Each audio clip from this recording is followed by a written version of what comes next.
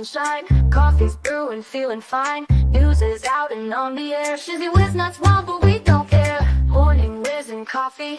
Talk the news, he's a tease. Laugh it off, we're on the go. Shizzy Whiz nuts, start the show. Let's go.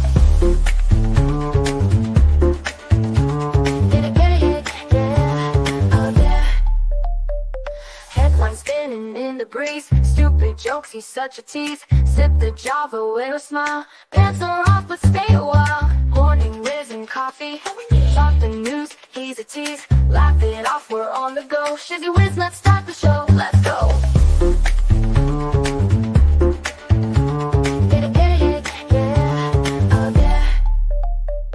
Headlines spinning in the breeze, stupid jokes, he's such a tease. Sip the Java, wear a smile, pants are off but stay a while. Morning Whiz and Coffee, talk the news, he's a tease. Laugh it off, we're on the go. Shizzy Whiz, let's start the show, let's go.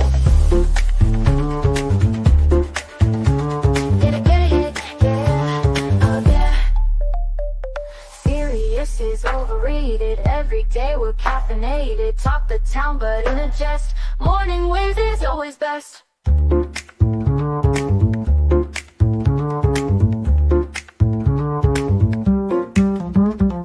Clock is ticking, time to run. Morning show's a load of fun. Grab your mug, don't spill a drop. Laugh your ass off till you pop.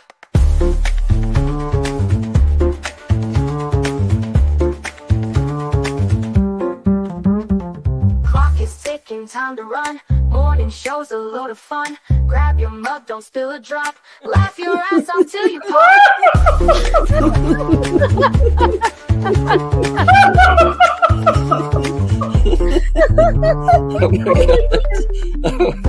Oh my God! Shizzy breaks Larry. Shizzy broke Larry.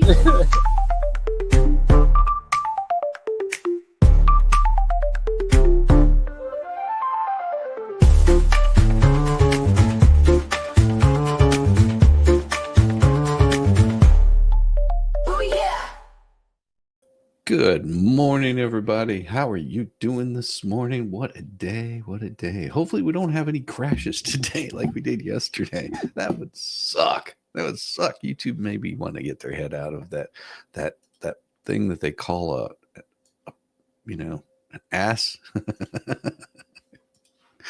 Bastards. Oh my Lord, oh Lord. It is crazy. They have not been able to do that. It's an insane morning. Good morning, Stormy. How you doing? I see everybody there in chat. It's really weird. YouTube asshole. It's not working as it should. It is being a little bit of a butt again today. But hopefully it will hopefully it'll straighten up. We'll see. We'll see. I've got a long list of things I want to go over today. I could probably just start where I really wanted to leave off yesterday because I had so much to show. So much to show. But one of them's going to have to wait. One of them is going to have to wait. I thought it was absolutely glorious watching them lose their damn minds. We'll finish off where we were at yesterday. We'll finish off where we were at yesterday with what we really wanted to show. We really wanted to show. This was this here was this Judge Caprio. He is awesome. Watch this. You were going to the VA hospital? Yeah. Were you in the service, sir? Yeah. What branch of the service? See my No. What branch? Your Honor. Yeah. And where did you serve? Vietnam. You in Vietnam? Yeah. How long were you in Vietnam? 66 to 68, Your Honor. Mm-hmm. 2 years. Yeah. I have a very particular affinity toward those that served in Vietnam. Number one, because of the service to our country. And number two, because of the way they were treated when they came home. I'm not looking for anything special as far as my military service, Your Honor. That's up to you, your discretion. No, you didn't bring it up. I brought it up. Okay. And you are just like all of the other Vietnam veterans that I know, they're not looking for anything, right? They're all real men. They're willing to take it on the chin, and they're not looking for anything special. And unfortunately, when they came back from Vietnam, they weren't treated the way they should have been treated. Yeah. It's terrible. Yeah. Did you have any of those experiences? I'm sorry? Did you have any of those experiences when Yes. you came home? Yeah. The total fines are $270. How much can you afford to pay? I'd have to pay like in a time thing here. I'm on a set income, you know. So if you can give me some time to pay it up, I'll pay it. How much can you pay? I don't know, Your Honor, whatever, you know. What have you got with you tonight? I don't, $50 maybe, something like that.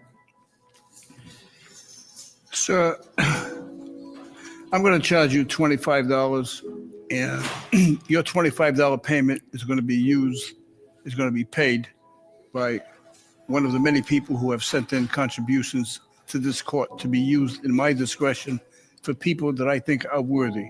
So I'm going to fine you $25. You don't have to pay it. Okay, so it's going to cost you nothing. So as far as you were concerned, the case is dismissed. We appreciate your service in Vietnam. Thank you for your service, and good luck to you. Thank you, Your Honor. Thank you. Good morning. There you go. That's the way to treat people. Yeah, that judge is awesome. Good morning, Tammy. Good morning, Roxanne. Good to see you, Heidi. Good to see you. Good to see you. Oh, yes, it is going to be a beautiful, beautiful morning. Oh, there comes the chat. It comes rolling in now. Love the opening. Makes you dance a little. Awesome. That's what we like. That's what we like. Just a little happiness. Hey, Brandon, how you doing? Daily, remember, it's better in the butt. Don't knock it till you try. Oh, having their heads there? Yes, it probably is. Yeah, your uncle was there for 3 years. He just wasn't the same when he came back. Yeah, that's exactly true. Oh yeah. But crazy.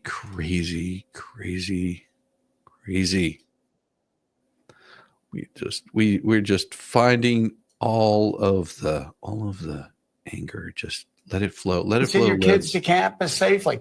Defunding the police. Back in 2020, we were talking here. Reverend Al, let me bring you in here on defunding the police. You and I were talking about how representatives in the toughest parts of New York City in real time were saying, defund the police. No. We need more police on the street protecting our children as we walk to school. We need more children in the classroom. In the classrooms, more police officers, safety officers, so our children can go to and from. Al's looking a little rough these days, don't you think? Just a little rough. Yeah, I think Al's looking a little rough. Class, so our businesses can be safe, so we can live a safe life. And it's something, again, you have a great line about wokeness and limousine liberals and everything. But I just wanted to say this is what we've known since 2017 and what you and I have talked about, that white elitists that run the Democratic Party are far to the left of many black and Hispanic voters in the Democratic Party. And I remember a pollster for Barack Obama, I think his name was David Sachs, forgive me for, it came out and had that poll in 2017, and he got absolutely hammered on Twitter, absolutely hammered by the far left. How dare you say this? How dare you? But he was right. And it was true in 17, and it was doubly true in 2024. What is he on about? Your righteous indignation is not working. That these white progressives on the far left said, we're going to save you, black and Hispanic people of America.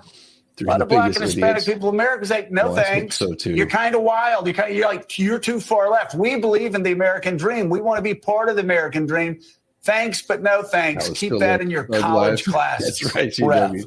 Absolutely. The whole goal of the civil rights movement and the movement now is to correct the system, not to overthrow the system.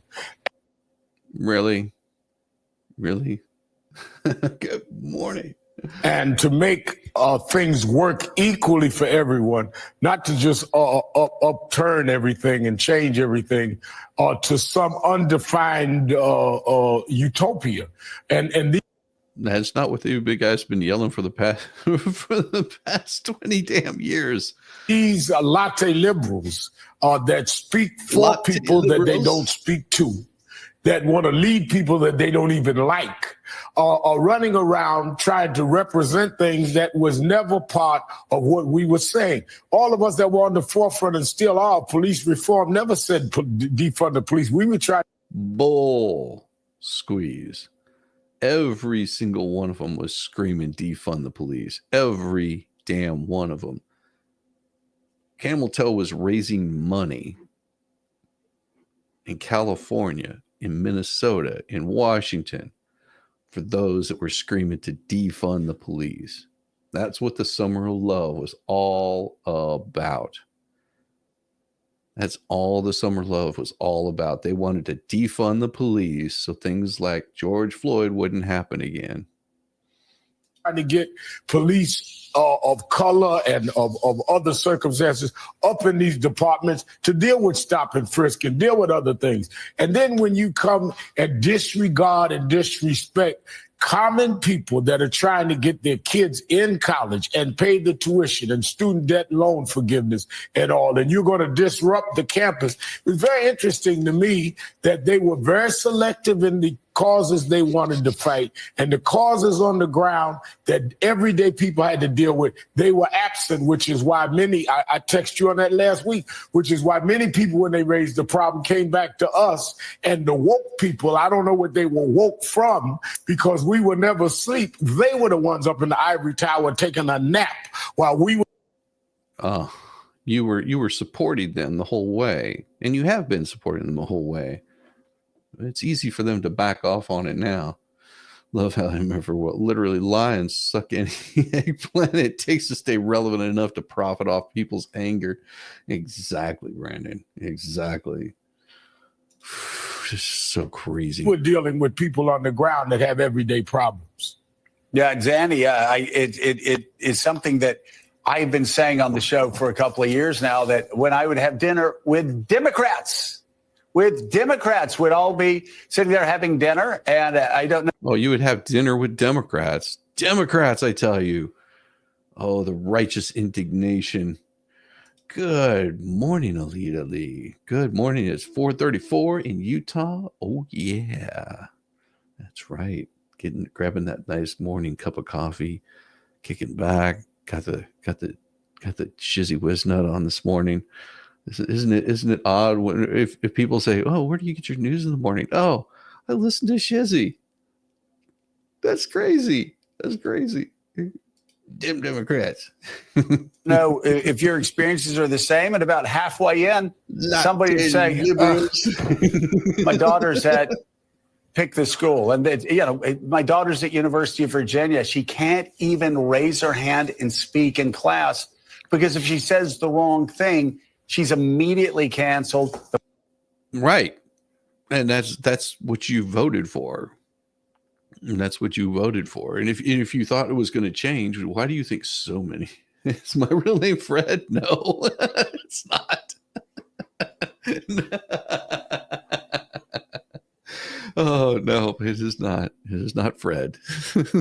That's funny. The professors don't back her up. The administrators don't back her up.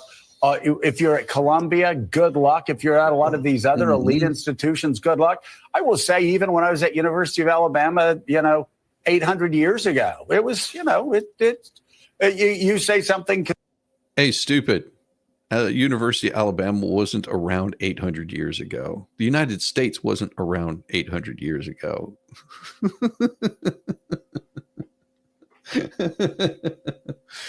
Oh, Granddad's name and uncles were Fred. Oh, man. Waking up in the mornings is easy whenever you've got like a nice cup of coffee in the mornings. conservative in class, and you still, even in that environment, sometimes you get pushback. But the professors and the administrators would say, no, we want to have a fair and open debate. There are a lot of students and their parents, and again, I'm talking about Democrats, who... You're still not relevant. You and Skeletor sitting next to you are pretty irrelevant. Complained more and more about this over the past 4, 5, 6, 7 years. Absolutely. I mean, I feel this very viscerally and strongly. As you know, I spent 20 years living in the United States until 2014, and I then went back to England. I've been back in England for the That don't mean diddly squat. Just because you spent 20 years living in the United States, and then you sweetheart, take your happy ass back to England and stay. Really, just go. They might like your liberal policies there a little bit more.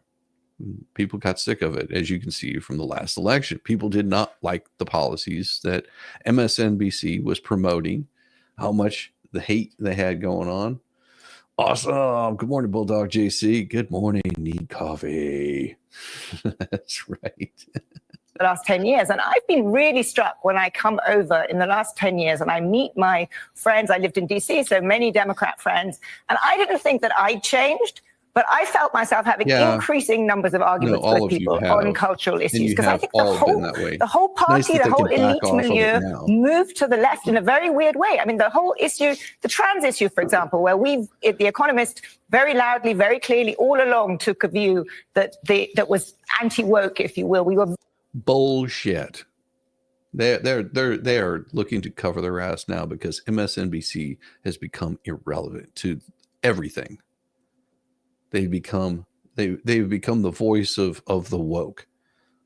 They've been screaming this for the past mostly the past 6 years. It's gotten much worse over the past 6 years. It was a slow build, and it's just gotten worse and worse and worse, and people are just done with it. And that's right. Well, go make me a sandwich. Just looking out the window, dark, windy, rain. Yeah, it's raining today here in Georgia. It's going to be a nasty one most of the day until probably about 3 o'clock in the afternoon. Very skeptical about medical interventions, very skeptical about the men on women's sports and so forth. Bull crap. You assholes were wanting medical interventions and have been screaming for medical interventions for the past since the pandemic. All right. Don't give me this shit now that all of a sudden we were so against that. Assholes were screaming for vaccine mandates. Screw you. And I got so much uphill for this from people, from sort of elite liberal types. You know, what was The Economist doing? What was this? And what strikes me now is, yes, people have realized that elites on the left were way different from where ordinary people are. And you know, as exactly as you say, lots of people saying, what is happening in our schools? What is happening in our colleges? But the question for me now is, how does that change? I mean, everyone seems to have at last had a wake-up call, but no, you've never gotten a wake-up call. The only wake-up call that you guys, whenever everybody called you out on your bullshit, and then we were silenced. Oh, okay, tell us when are you going to bring up Hunter Biden's laptop? When is that going to come up? I remember that we had to not talk about that, or else you would get shut down. When are you going to talk about the vaccines? One way or the other. I mean, when are we allowed to talk about that? I mean, on YouTube, if you start talking about those at all, they have a way of putting in their little disclaimers on you. If you even start talking about the current election, the AP has to put a little notation under every single thing. Yeah, that's the state of our government. I almost want to say that YouTube is a government-run entity at this point. They're going to censor anything that you say that the left doesn't want to hear. They become very clear in that messaging. All you have to do is look at their terms of service. You'll see exactly what's going on. It's not like it all of a sudden changed overnight. It'll keep happening. You'll keep getting censored if you say anything good or bad about it. They're gonna put little tags all over the place.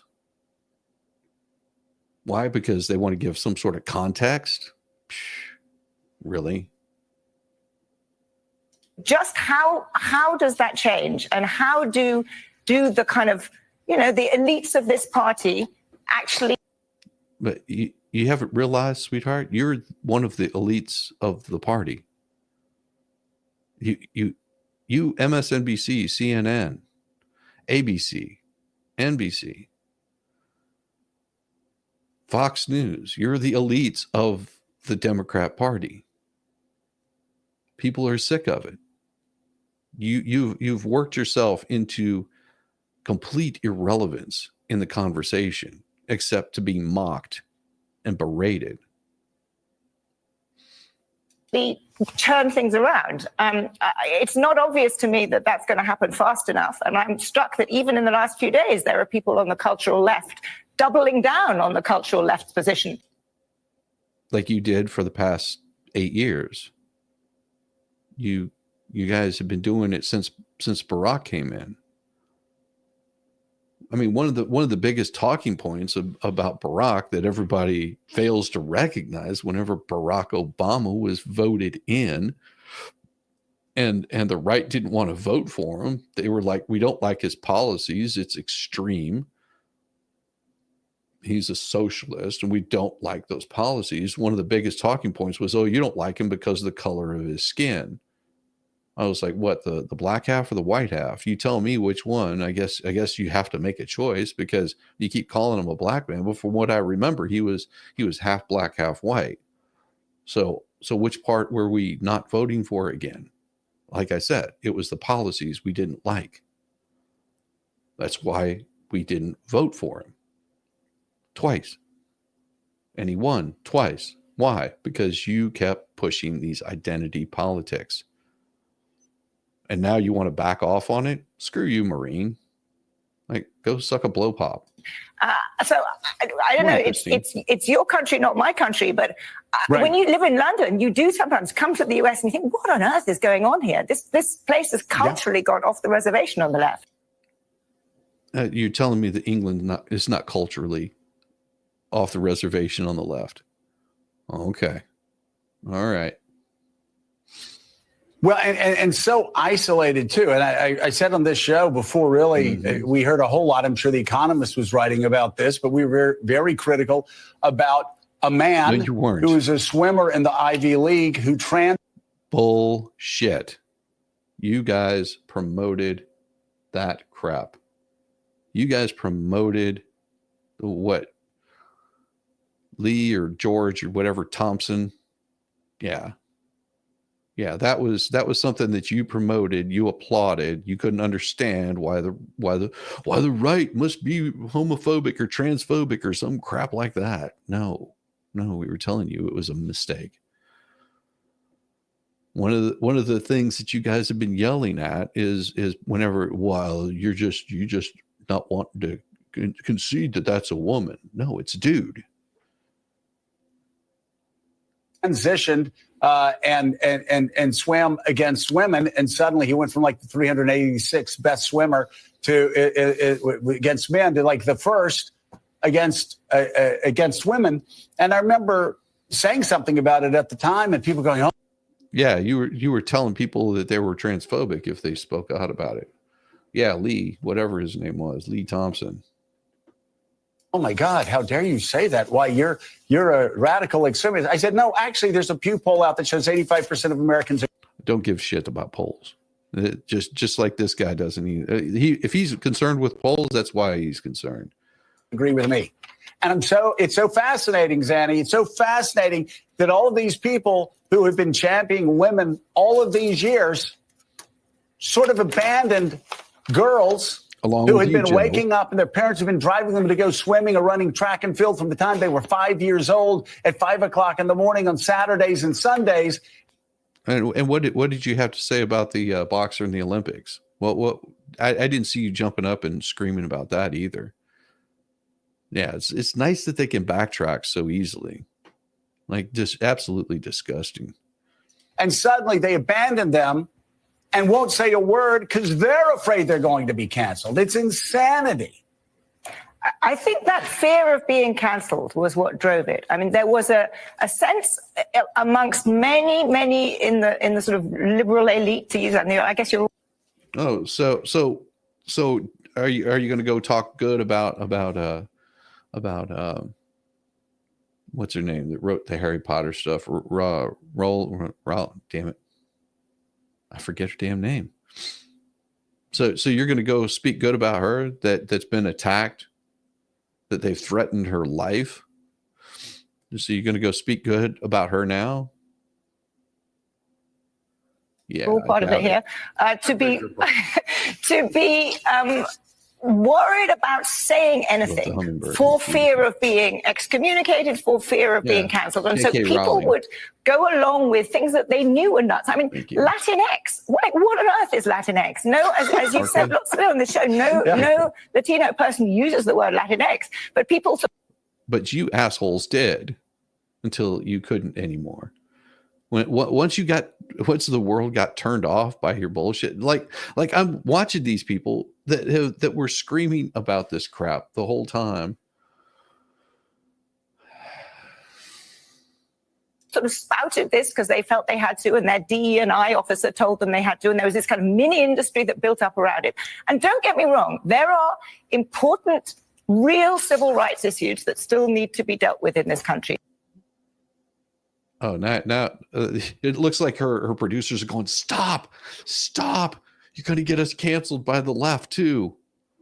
And I'm not in any sense saying there is nothing to be done. There's nothing that anyone needs, that the US is completely perfect. Right. But I do think it went completely over the board. And this is the result. Well, you should have been saying this shit 8 years ago, 10 years ago, when it was starting to get overboard. But oh no, you guys pushed it even harder. You were the assholes that were sitting out there with face diapers on, kneeling in front of black people because of BLM. Okay, you were those people begging for forgiveness. What kind of pieces of shit? I have got no sympathy for you. Instead of realizing that we're all human beings on this big, beautiful spinning marble in the universe, you took it upon yourselves to tell everybody that they had wrong think. And now when it's about to come and you're about to lose your network, all of a sudden now you want to change your attitude. Yeah, go suck a big one, Maureen. Go take your happy ass back to England.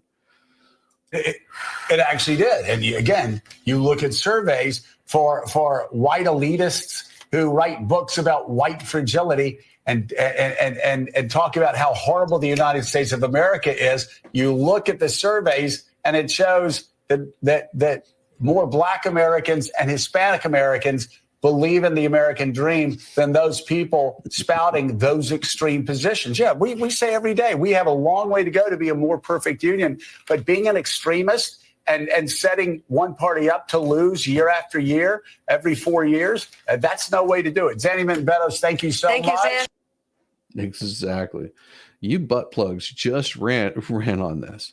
And now you want to run away and leave our trillions of trans and Ukrainian brothers for dead because you got your back blown out in an election. Lame.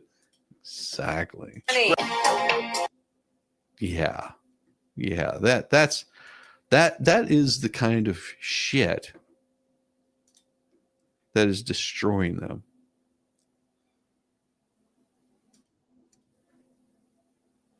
You know, and it's not just this left. It's the rhinos too. I'm not a Trump fan. I want to win, and if we nominate Trump, we're going to lose. He hasn't won anything since 2016. Mm-hmm. We lost the House in 18. We lost the presidency in 20. We've lost the Senate. We would have won the Senate this time in 22 had it not been for Trump and his nominees in some of our key primary elections. And my guess is we probably would have picked up 10 to 15 seats in the House if it weren't for his involvement. I'm not a Trump fan. I want to. Mm-hmm. No, the rhinos is what caused all that shit to go crazy.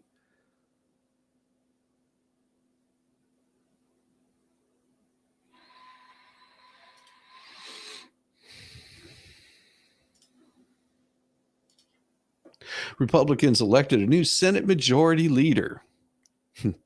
Senator John Thune, Republican South Dakota, as Senate Majority Leader. He'll replace Mitch McConnell, thank God, who has held that seat since 2007. He says he's extremely honored to have earned the support of his colleagues to lead the Senate in the 119th Congress. I'm beyond proud of the work we have done to secure our majority and the White House. Thune said in a statement, the Republican team is united behind President Trump's agenda, and our work starts today. After 17 years of service as a Republican leader in the U.S. Senate, McConnell, thank God, is retiring. Various factions of the right have alternately praised and cursed him over the years, but he will always be remembered as the steady hand processing President Trump's 45 judicial nominees, gifting us the nation's saving SCOTUS we currently have. Yeah, he's retiring rich. Yeah, Mitch. They pitched 3 of the worst candidates. Well, scale shifted so far to the left, old school Democrats now fall right of center. Maybe don't run on borrowing money to do asinine shit that doesn't improve anyone's life. Exactly. Yeah. On Wednesday morning, Senate Republicans met to choose their new leader among the 3 candidates, Thune, Cornyn, and Rick Scott. Of 3, Scott was believed the likeliest to pursue a purely Trumpian agenda. What? A Trump agenda? Trump's it. But he was eliminated in the first round of voting. In the second round, Thune edged out Cornyn by a single vote, 25-24, becomes Senate Majority Leader. Thune served as Senate Republican whip, number 2 ranking position in the GOP leadership since 2019, and largely managed operation on the Senate floor since McConnell suffered a concussion from a fall in 23. Yeah, Mitch was standing there one day and just sort of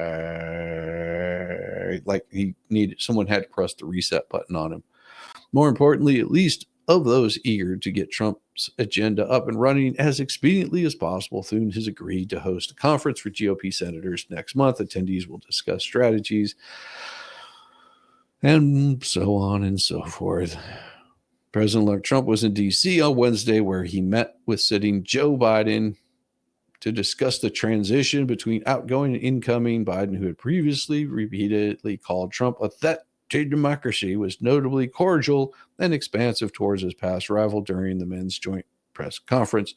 Trump was likewise gracious and friendly to the man he is repeatedly accused of stealing the 2020 election from. Trump is expected to meet with Republican congressional leaders while he's in town. Yeah, so that happened yesterday. That happened yesterday. And of course, I have another one here that I wanted to show you guys before we move on to more silly stuff. Let's see. Is this the one? Oh yeah, this is the one. This is the one right here that I saw earlier. And here we go. This is it right here. By the way, you can go to any of these and sign up for them. So Trump selecting Matt Gaetz to be his next AG is triggering all the right folks. Imagine this. Representative Matt Gaetz has resigned his seat in Congress in anticipation of what could be one of the nastiest, most contentious cabinet confirmation battles ever. President-elect Donald J. Trump nominated the Florida Republican as our nation's next attorney general. That would mean we would be rid of Merrick Garland in that position. Donald J. Trump nominated the Florida Republican as our nation's next attorney general. Some couldn't comprehend the prospect of Gaetz becoming our leading law enforcement official. The left went insane, but so did what was left of anti-Trump right. In essence, only Democrats are freaking out about the pick. And this. Here we are. What do you think? Well, to the president, I say, no, seriously, who is your pick for attorney general? Because this pick is a middle finger to Democrats and sane Republicans. Right. And it's not being panned only by Democrats, Aaron. My Republican friends in the House are also clowning this pick. They're saying it publicly, as you just read off, but they're also saying it privately, and that was the mood earlier at the Capitol. And so, Donald Trump, not known for having a sense of humor, credit to you, you landed a good joke on the country. But this is a position, considering what it oversees: counterterrorism, money laundering, public corruption, child trafficking. It's worthy of being taken seriously, and also should tell you everything about Matt Gaetz, that he would allow himself to be used by the president to try and own the libs with something that we know is never going to pass in the Senate. Never going to pass in the Senate, huh? Never going to pass in the Senate, really. And that wasn't the only one. That wasn't the only one. The same people that are freaking out about it.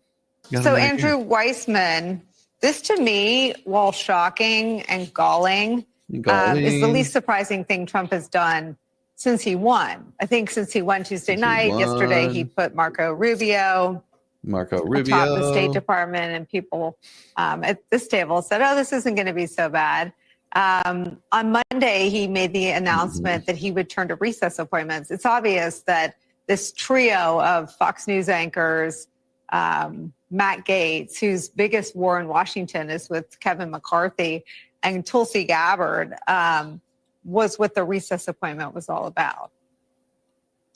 Yeah, I sort of had two reactions to this announcement, and one is very similar to yours, which is we have in the president-elect somebody who is clearly not tethered to facts or law. With respect to facts, we know he has said repeatedly that there was a fraud in the election, he won it, and we know that is not true, and he lost all of the cases but one, and that one was on some technical issue. So he is adhering to a world where facts and law don't matter. And so we shouldn't be surprised that he is selected to nominate, yet to be confirmed, somebody for the Attorney General and somebody for the Department of National Intelligence that are not just unqualified, but have shown that they're untethered to the facts and maybe also the law. So that shouldn't be surprising. And the other is really this idea of that somehow Matt Gaetz is going to be the person who prevents and stops weaponization when he is the exhibit A to weaponization. I mean, we are in pure George Orwell 1984 land where, they say black is white and we're supposed to believe it. Really? That's what you assholes have been doing this past 8 years. And it doesn't end there. Chief Russia hoax colluder spread Adam Schiff is absolutely terrified from libs at TikTok. Adam Schiff says the first Supreme Court granted a president immunity for weaponizing the Justice Department. Now Donald Trump wants to appoint Matt Gaetz as AG. Confirming him would mean affirming the worst potential abuses of Department of Justice. He must be rejected by the Senate. The hammer of justice is coming, says Elon Musk. Democrats, please keep taking this guy's advice on running campaigns.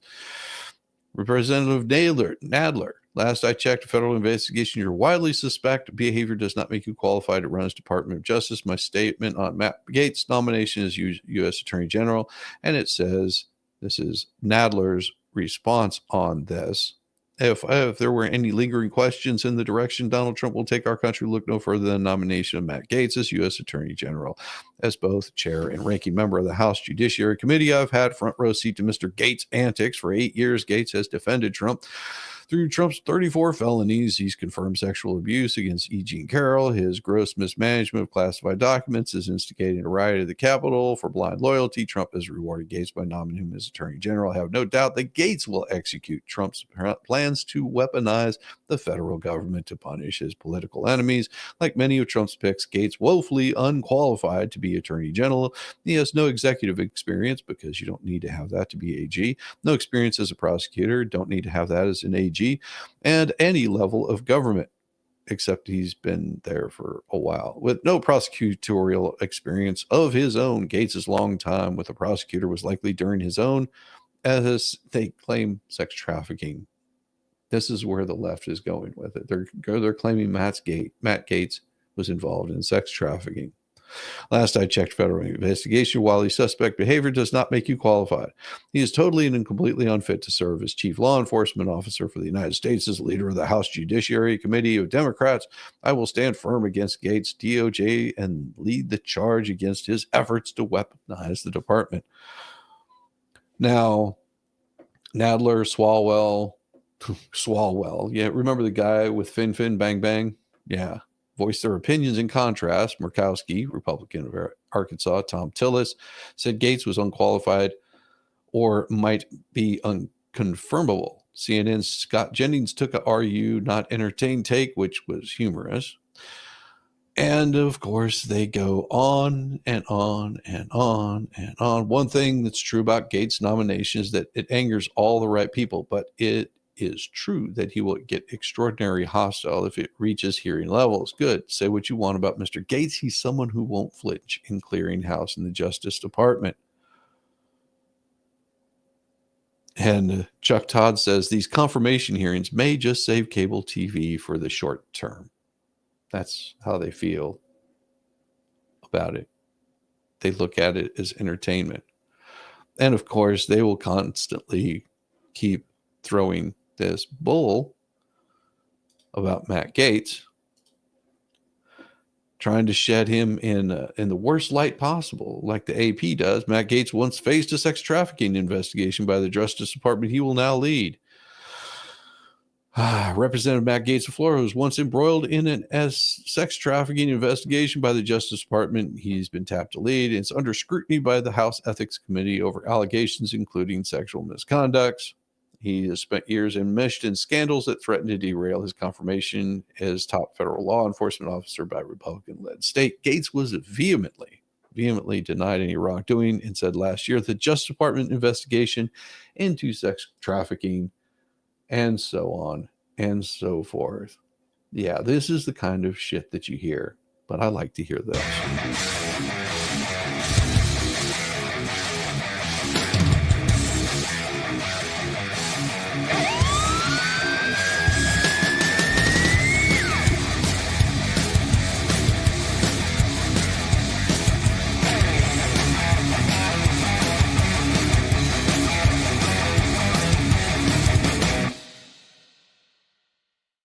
How you doing, brother? Doing quite well. But I've heard all I can. Look, when the American people have clearly given you a mandate that we don't like anything the left does, and you win pretty much everything, the last thing you want to hear out of your opponent's mouths is, I think this would be a good pick for Attorney General. Mm-hmm. Mm-hmm. Yeah. Yeah. No, I'm all about it. I hope he gets every single one of those people through. Of course, there's a big part of me that thinks that some of those are just a troll job. Oh yeah. Yeah. Yeah. Just to piss off the left. I think so. Oh, it's one of those glorious days where you hear these stories. You hear these stories like this one I'm going to show you. Elizabeth Warren disrespects the entire military with one single tweet. Yeah, I saw this. Donald Trump has been building his cabinet fast and furiously over the last week or so, as many of us has hoped. A lot of his picks are pretty far outside the realm of the establishment. That includes his choice for Secretary of Defense, Pete Hegseth. And as you might imagine, liberals in the media in Washington, D.C. are going nuts. But one particular Democrat senator is especially displeased, Elizabeth Warren. Let's just say her new tribal name is disrespects the military. Warren took to X on Tuesday not only to announce her happiness with the pick, but also disrespect Hegseth. Hegseth, I think that's correct, and really the entire U.S. military. Elizabeth Warren says a Fox and Friends weekend co-host is not qualified to be the Secretary of Defense. I led the Senate military personnel panel. All three of my brothers served in uniform. I respect every one of our service members. Donald Trump's pick will make us less safe and must be rejected. Look, coming from a woman who impersonated an Indian, I don't want to hear anything out of her mouth about service members. No. Oh boy, where do we start on this one? First of all, the part where she said he must be rejected made me laugh. She's counting on her Democrat friends in the U.S. Senate to back her. Those numbers are dwindling.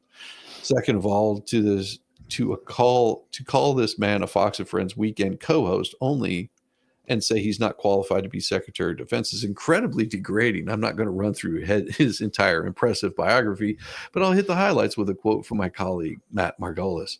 Hedgeseth, a decorated Army combat veteran, is no stranger to national defense, having served in Guantanamo Bay, Iraq, Afghanistan. He was awarded 2 Bronze Stars and a combat infantry's badge for his battlefield service. He's also a Princeton and Harvard graduate, pairing an elite academic background with real-world experience. Third of all, Warren says, I respect every one of our service members, but it seems that her respect for our military comes with qualifiers. She literally just respected a service member a few sentences before that. She may as well have put an asterisk next to his name and said, I respect every one of our service members as long as they don't host a TV show on a network I loathe or do something else I don't like. Luckily, several ex-users called the senator out on her incredibly rude post, including Margot Cleveland, who made a great point. By framing veteran and double Bronze Star recipient Pete Hedgeseth as a weekend co-host, you proved you don't respect every one of our service members. And one of my favorite ex accounts, a redheaded libertarian, made me laugh with this one. I love her. Love her. Elizabeth's qualifications to lead the military personnel panel 0. Yes, I've been on a Senate committee. Really? Tell me about your combat experience. Yeah. Oh, you don't have any. Shut up. Exactly. Honestly, I'm not sure if Warren was just doing her angry old liberal white woman shouts at the clouds bit, or if she didn't do her homework and wasn't aware of Hedgeseth's biography. After all, we all know she can't even get her own background straight, or maybe she has a problem with Hedgeseth himself. I mean, it's entirely possible that Pocahontas is just mad that guys look like this that didn't talk to her in high school, and now she's finally getting her revenge. Ladies and gentlemen, your new Secretary of Defense. That's fucking glorious. Oh, he's a badass. He's a total badass. Yeah, that's hilarious. Look at that. Just imagine that's your new Secretary of Defense. Ladies, come on. You know you're looking at that going, shit. That he's bringing you some eye candy. You telling me you don't agree? I did find a video of Elizabeth Warren though. Oh no! I did find a video of Elizabeth Warren. No. Here you go. This is good. Here. I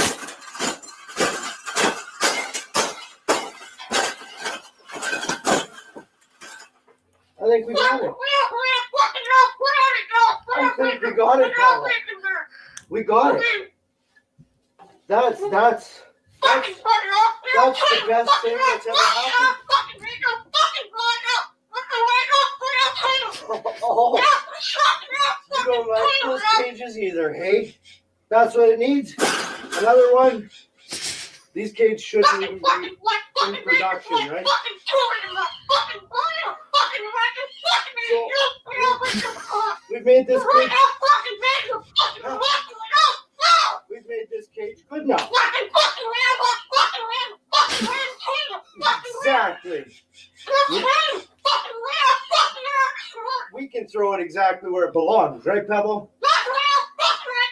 Right in the garbage. That bird used to belong to his ex-wife. Bet it did. I knew people would get a kick out of that, though. Oh. Do you want to see some more of the lib tears? The meltdowns. Oh, I'm all about the meltdown. I just want to say, I know this week has been an incredibly difficult week for a lot of us. It's been difficult. There's just no words, right? It's an understatement. Really? It's been a lot. What I came on here to say, first and foremost, is that if you are someone who is online right now, commenting, reposting stories, or making fun of the people who are sad this week, or belittling them, mocking them, if that's something that you are actively doing and finding joy in online right now, Yes, I am. like truly just the biggest of these. How dare you Well, they're try as mentally to invalidate unstable as something you are, that an sweetheart. entire group, multiple groups of humans are going through right now, whether they're feeling scared or helpless. Any of those feelings, as a human, would you laugh Don't at care another about your human when you feelings. see that they're obviously struggling? Well, it That's the depends on biggest how of dicks. stupid they are. And I don't mean that in a good way. Yeah. Would I laugh at somebody who is that sad? Well, it would depend on the situation and how absurd they are, because that's what we've been making fun of. Exactly. Is the absurdity. And we're not the only ones making fun of them. I don't care. It's happening. I'm crashing out. I'm done. Okay. I blew up on this godforsaken clock app when I was like 19 or 20 years old. Okay. Back then. Keep in mind, it has been 4 to 5 years and life has hit me like a fucking truck. Okay. I'm no longer the stupid brainwashed liberal that I used to be when I was 19. And I am being hated on so much for simply changing sides. And I'm done. I'm so tired of my old fan base. I don't give a fuck about your identity politics. I voted for Trump and I hate fat people. I like this chick. I love it. I like this chick. I love it. I'm just like, I'm done. I'm done. I like this chick. You know, going back to the NBC stuff with Morning Joe and his ugly wife. You know, it's funny how they've all of a sudden it's like, oh, well, the Democrat Party's gone too left. Really? When you were touting on your show on a daily basis, yes, of how much you were for all of these absolute batshit policies and stances. But now, because your ratings are down an average of 50 to 55% per show, and you're about to get sold by Comcast, then all of a sudden, you know what? We need to go back to being more common sense. Well, it's too damn late. Y'all lost. Exactly. You lost relevancy. You know, when they went after Tucker Carlson, probably did the biggest favor of his lifetime by firing him from Fox News. Absolutely. He absolutely blew up. He showed that the reason Fox News had those numbers wasn't because they were Fox News. It was because Tucker Carlson was there. That's why he had those ratings. Yep. It wasn't because he was some disruptor. It's because he has a way with connecting with people that the left doesn't understand, and the right definitely wants to have happen. But they have a hard time connecting also, because they want to cater. They want to be just like the rhinos. They want to be the Paul Ryans. Oh God! Oh, we got like interest. Paul Ryan has no business being on TV anywhere. He is such a disgrace to his own party. Yes. Jeez. Yes. I mean, when are Republicans going to come to the realization that whenever you reach your hand out to a pit bull and it bites you because you're reaching across the aisle, that why would you continue to do that? Well, and look, I don't mean the Republicans need to go out of their way to punish the left, but now that you have total control, pass what the American people voted for you to pass. Don't worry about the Democrats. Don't apologize to them. Don't reach your hand across the aisle or any of that crap, because that's not what the Democrats do when they get in power. Oh no, they run through everything they can. That's how we got Obamacare. This is the energy that the left needs to come with right here. Senator Rubio, will you call for ceasefire? No, I will not. On the contrary. Senator Rubio. Are you filming it? Wait, So I want you guys to get this. I want them to destroy every element of Hamas they can get their hands on. These people are vicious animals who did horrifying crimes, and I hope you guys post that. And what about the civilians I that are blame being Hamas. killed every day? Hamas should stop hiding behind civilians, putting civilians in the way. Hamas knew that this was going to lead to this. So Hamas should stop building their military installations underneath hospitals. So you don't care that 15,000 Absolutely, I have do. died. You don't care about the babies that are being I killed think every it's day. horrifying. I think it's Yeah. terrible, and I think Hamas is 100% to blame. That right there. Spot the Is lie. exactly what the attitude you need to be having towards these because people. that's exactly what they do. They purposely hide behind innocent civilians because they think, well, the Israelis won't target us if we do this. And Israel's like, well, if that's what you choose to do, and these people continue to choose to vote for you to be the leadership of Palestine, that's what happens.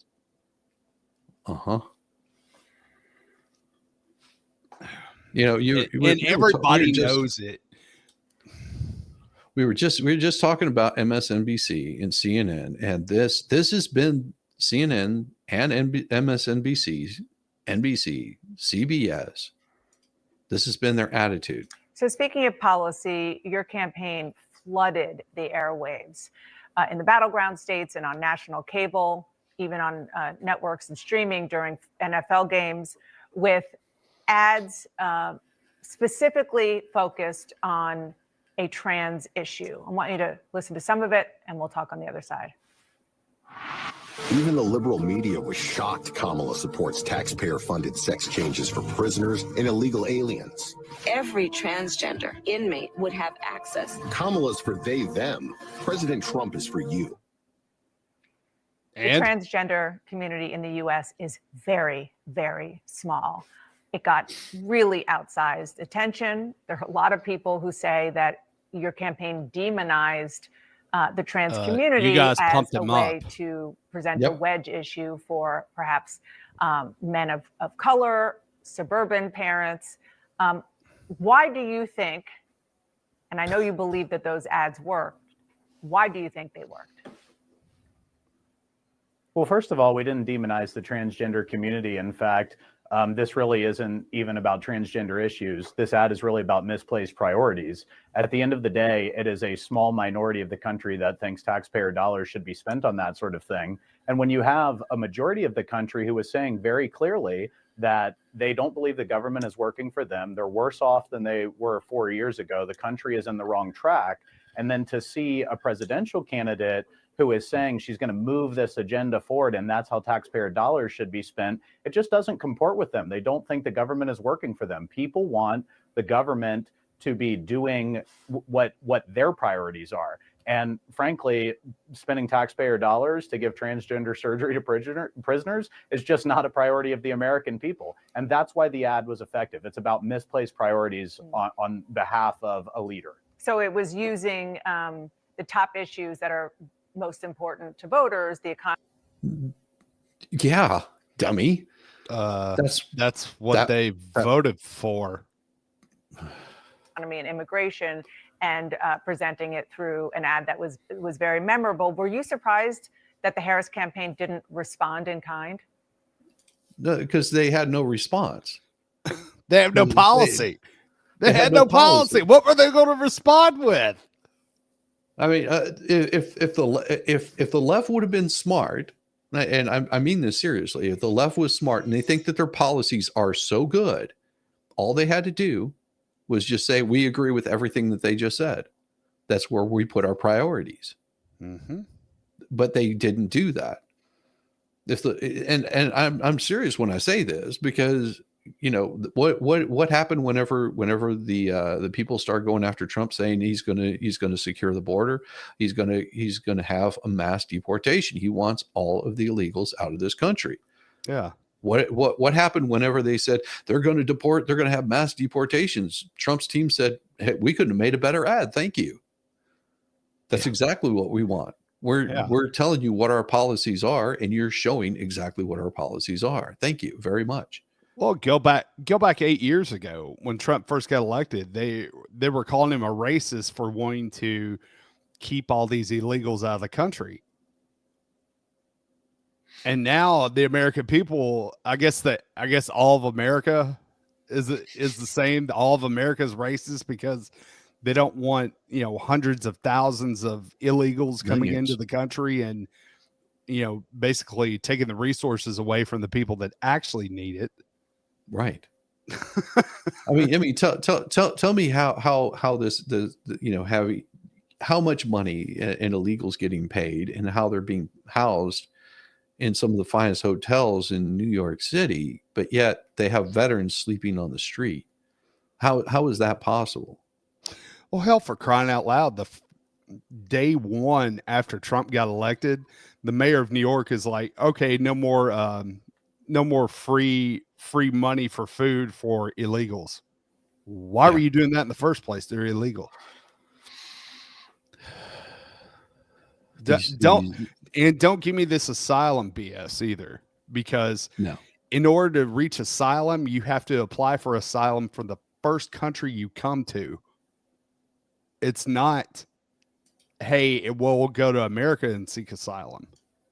So it is. All those people from South America that were coming up through Mexico, no, you cannot apply for asylum status that way. It's not how it works. Well, and it's not the only place that's having an uproar. We're not here for a fight. We're not here for a fight. We're not here for a fight. Guys, we're all people here. We're all people here. This is so unfair. So unfair. So unfair. I can't believe you are doing this. Do you know what this are doing to this community? Do you really know what these are doing to us? Honest to God, you know what these are doing to us. We have to. I swear to God. Can you stop? You're upsetting me as well. This is desperate what these are doing to us. You understand this? This understand this are letting here. This whole community. The head is broke. Please, understand. What he is doing? What he is actually doing? Who's paying for the fucking gazebo, you bro? This is so criminal fucking damage. You don't need to hold the line. We're not going to do it, and we're standing here. People, Jesus, lads. Have you done that for you? China, I knew this was going to fucking happen tonight. Now they're upset. Why are they upset? You know what? You know why these ladies are upset in Ireland? Well, she sounds. It's designated for migrants that are pushed inside in the middle of the night. Bus loads of male migrants were escorted into the building. Community social cohesion is destroyed in an instant. Just an instant. Snap of the fingers. They said, nope, we're bringing them right in. They are going to be part of your community now. Yep. Just like what they did with the Haitian migrants up in Springfield, Ohio. Exactly. Well, they're a part of your community now. Live with it. Deal with it. It's your problem. Yeah, they are. You have to remember that these are that place in Springfield is very much one of those kinds of places that was saying we are a sanctuary city. Well, and now they've gotten it and they're just like, well, we didn't vote for this. Yeah, you did. Whenever you voted for your politicians to allow that crap to happen, that's exactly what happens. Yeah. Exactly. You want to, you want to go back to the problems with a lot of these sanctuary cities and a lot of these. I mean, I'll even include the rhinos in this. You know whose fault it is? The voters for voting them in. Mm-hmm. All politics is local. That's where you got to start. So if you've got stuff like this going on in your community, well, you're the idiots that voted these people in. Get them out. Oh, sorry to hear this. You lost your job at Red Lobster because they folded. Hope she can get some work soon. Yeah, supposedly and this restructuring. Yeah, that's what I understand. That's what I understand.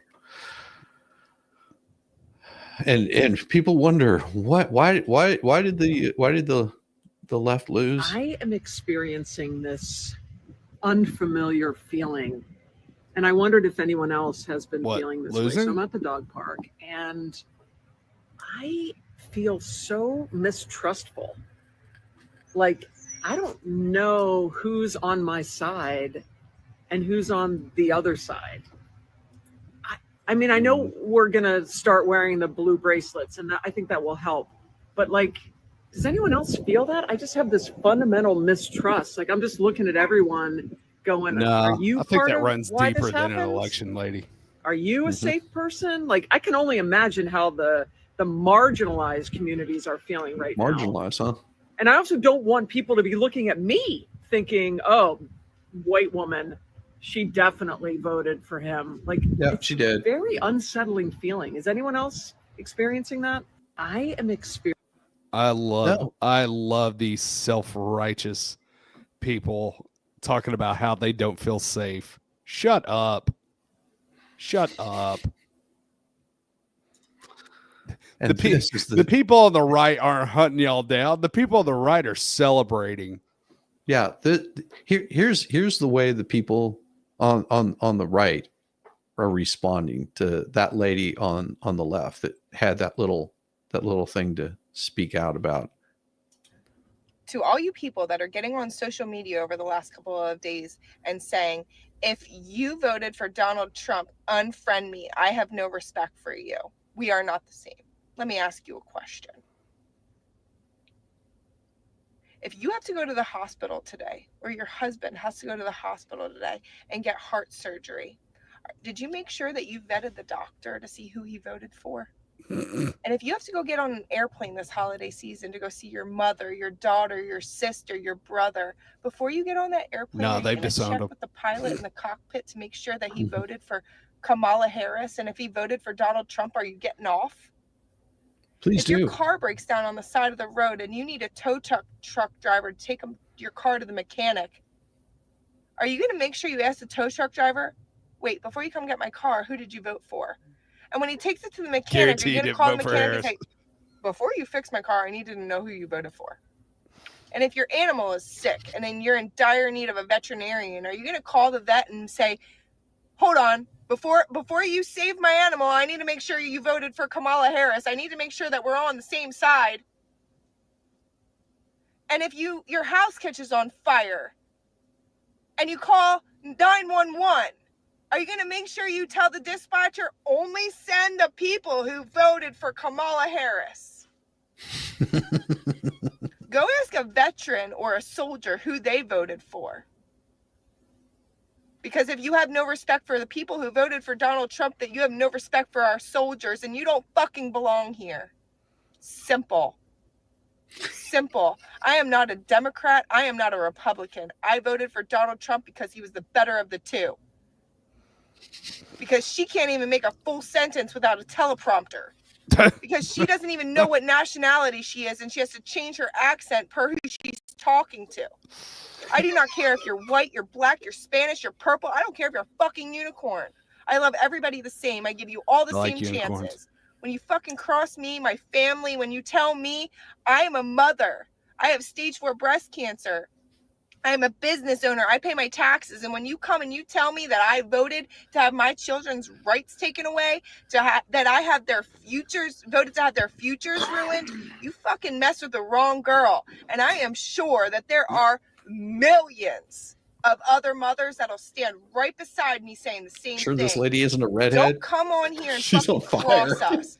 I go every single day. I get up. I take my kids to school. I fucking walk past a security guard who went to Iraq, who has an AR-15 over his shoulder, who's standing at my daughter's school right now, making sure that there's not a shooter that comes across those fucking lines to protect her. Awesome. He voted for Donald Trump. I'm sure of it. Don't come here and talk to me as a mother who is raising small children in this country and say that I voted to have their rights taken away. Because you are about to get your fucking eyes scratched out. I don't care who you are. I am the type of person that on Friday afternoons, after I make all of my money for the week, I go and take cash to the homeless. And I tell them point blank, I do not care what you spend your money on. I really do not. Just make sure you get yourself a hot meal tonight. Don't give cash to the homeless. Because it's not my business. They live in a country where you're free. You're free to do whatever the fuck you want. You're free to choose. She is. My body, my choice. Yes, I do believe in that. Absolutely. I believe in that. It's bullshit. It's also a state issue. What you guys have done is bullshit. Getting on there trying to say, oh, if you voted for Donald Trump, you don't deserve my space. No, if you voted for Kamala Harris, you don't deserve a space here in the United States of America, the land of the free because of the brave. You take and you take and you take and you give nothing back. You expect handouts. You're self-righteous. Go to work. Stop wallowing in self-pity. And make sure before you go to the doctor to ask them for your depression medication or your anxiety medication or your medication to change who you are, that you ask them if they voted for Kamala Harris or Donald Trump. And if they voted for Donald Trump, you better fucking leave because you have no respect for them, their knowledge, their education, nothing. Make sure you ask your teacher, your daughter's teacher, who they voted for. Probably Make sure you ask your farmer where you're getting all your fruits and vegetables from, where they voted for, who they voted for. He's confused. You guys have no idea what you're doing. You're messing with the wrong fucking people. We didn't vote for. Oh hell yeah! I'd have given because that guy we're cash in favor too. Of rapist. Oh yeah, whenever I was whenever I lived closer to Georgia Tech in that area, there was a guy that used to bum change up front, and that's exactly what his sign said. He said, "I'm not gonna lie, I just want to get drunk tonight." I have shit, man, I'll buy you. I have I'll buy absolutely you a beer. no problem with that. The ones that are like, well, I'm homeless and it's like I know what you're going to do with the money. If you just tell me, hey, need money for a 6-pack, no problem. You know what? I'll just go and buy you a 6-pack and bring it to you. Exactly.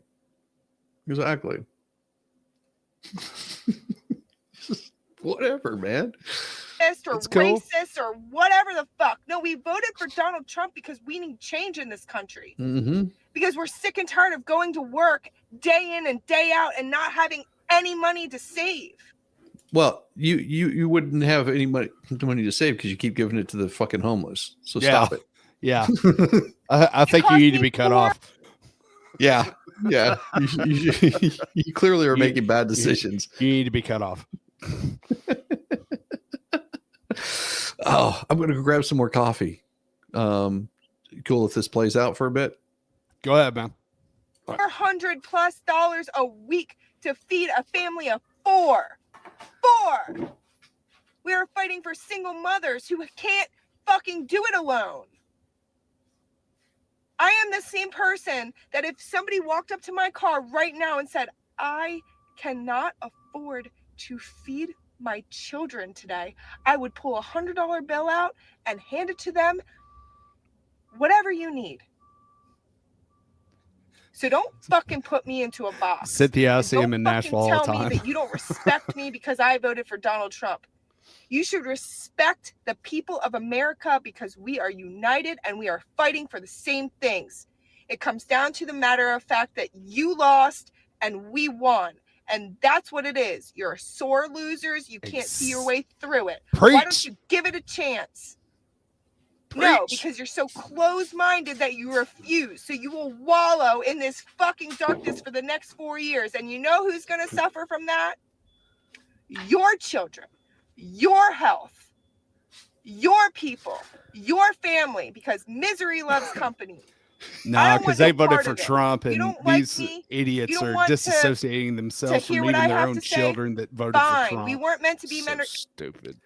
Exactly. So damn stupid.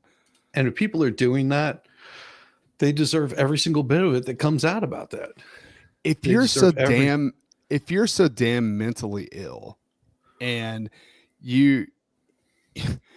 you talk about, you're worried about rights being taken away and about women and all the other BS you want to spew out.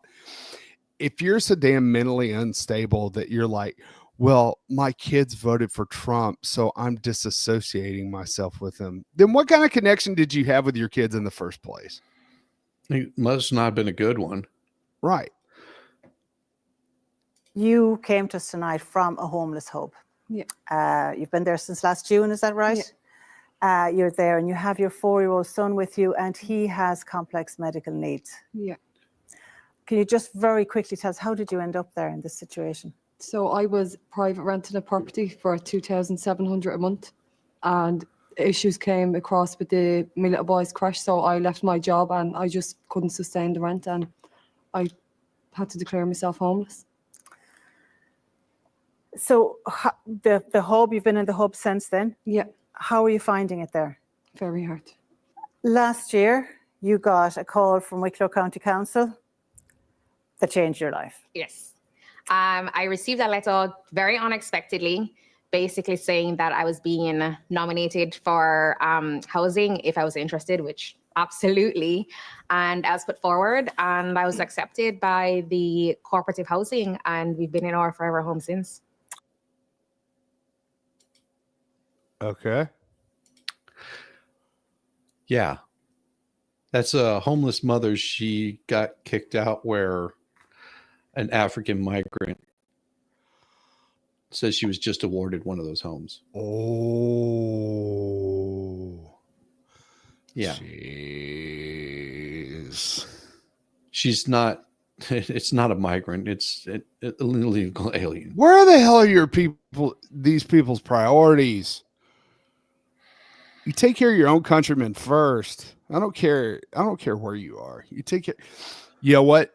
I guarantee you that in China, Russia, the Middle East, many other countries, they don't care if you're illegal. They're going to provide for their own people long before. And that's the way it should be. No, this is the way we should go back to the 80s. Yes. I love this movie.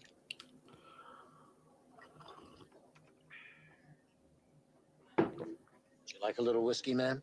Certainly not.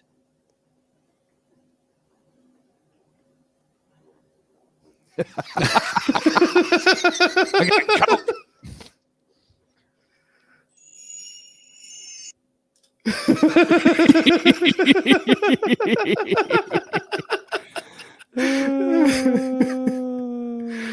Oh no, this was some news that came out a couple of days ago. Like I said, there was so much I wanted to show yesterday that I couldn't.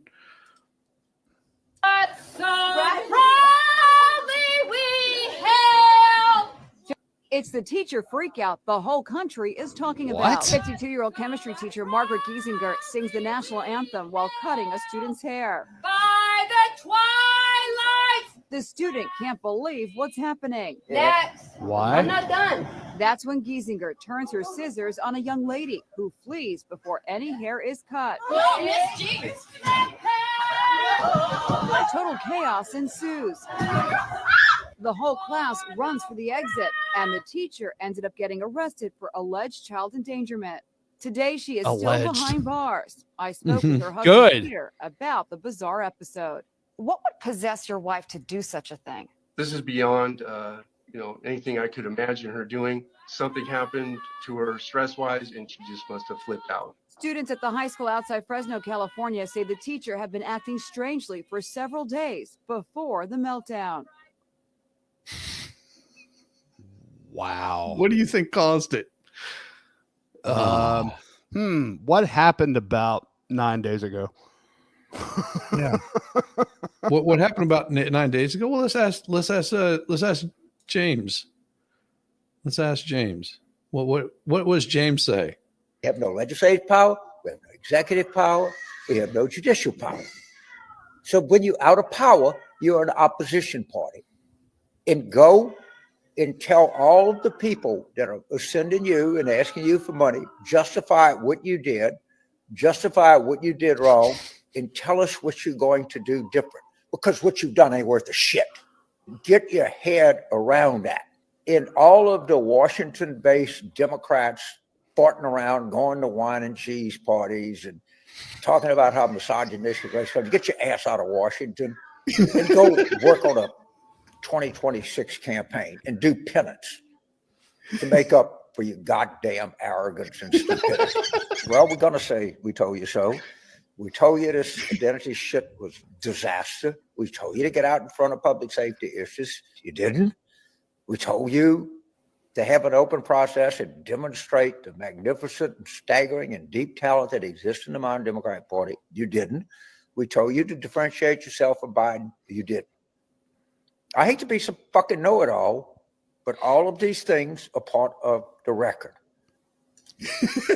Look, I disagree with a lot of Carville political stances, but I'll tell you what, that man is one of the most brilliant Democratic strategists ever. He is the one that orchestrated the 1992 Clinton campaign of "It's the economy, stupid." Yeah. I mean, he's a brilliant political mind. And there's a lot of times that he is based as you know what. Yes. He's like, no wonder y'all lost. Y'all concentrating on this dumb shit over here. More tears. Last night, the conversation my fiance and I had before we went to bed was, if this happens, we won't be having kids. At least not in the next 4 years. Why? We definitely can't have them in the state we live in now. Well, yeah, because you can't afford it. High risk. And if we wait 4 years, I'll be pushing 36, which makes me high risk and a geriatric pregnancy, which means it's probably never going to happen for me. There's women that have Here kids in their US, definitely not 40s. here in Charleston, Shut South up. Carolina. We could move back to our home state of Maine. Please do. They're a protected state, or to Vermont, somewhere in New England. And even then, who's to say what's going to happen? Mm-hmm. And I'm waking up to text between myself and my female friends and my LGBTQ plus friends, and You don't have any. Shut up. like for them either. Yeah. And then coming to school this morning and realizing someone might want to put a gun in my hand to protect these kids. That's all we did at our last teacher in service day. No, you don't have to. You don't have to. Gun lockdowns.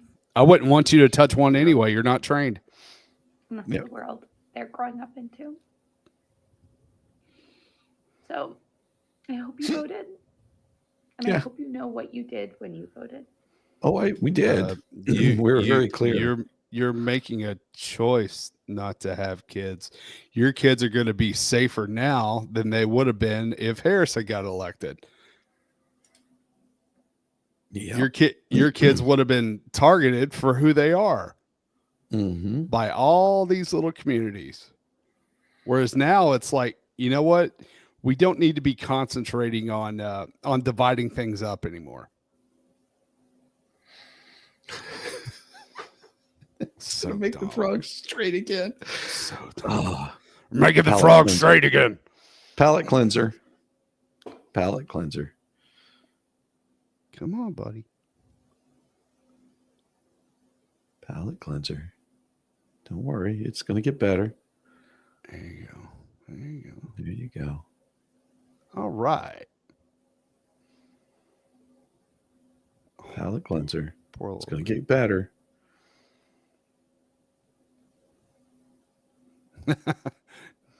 Yeah, it gets better. Yeah.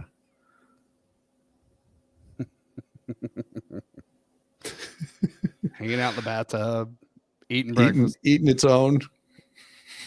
Eating its own. It's a cannibal bird. Sleeping with them. Interesting. Yep.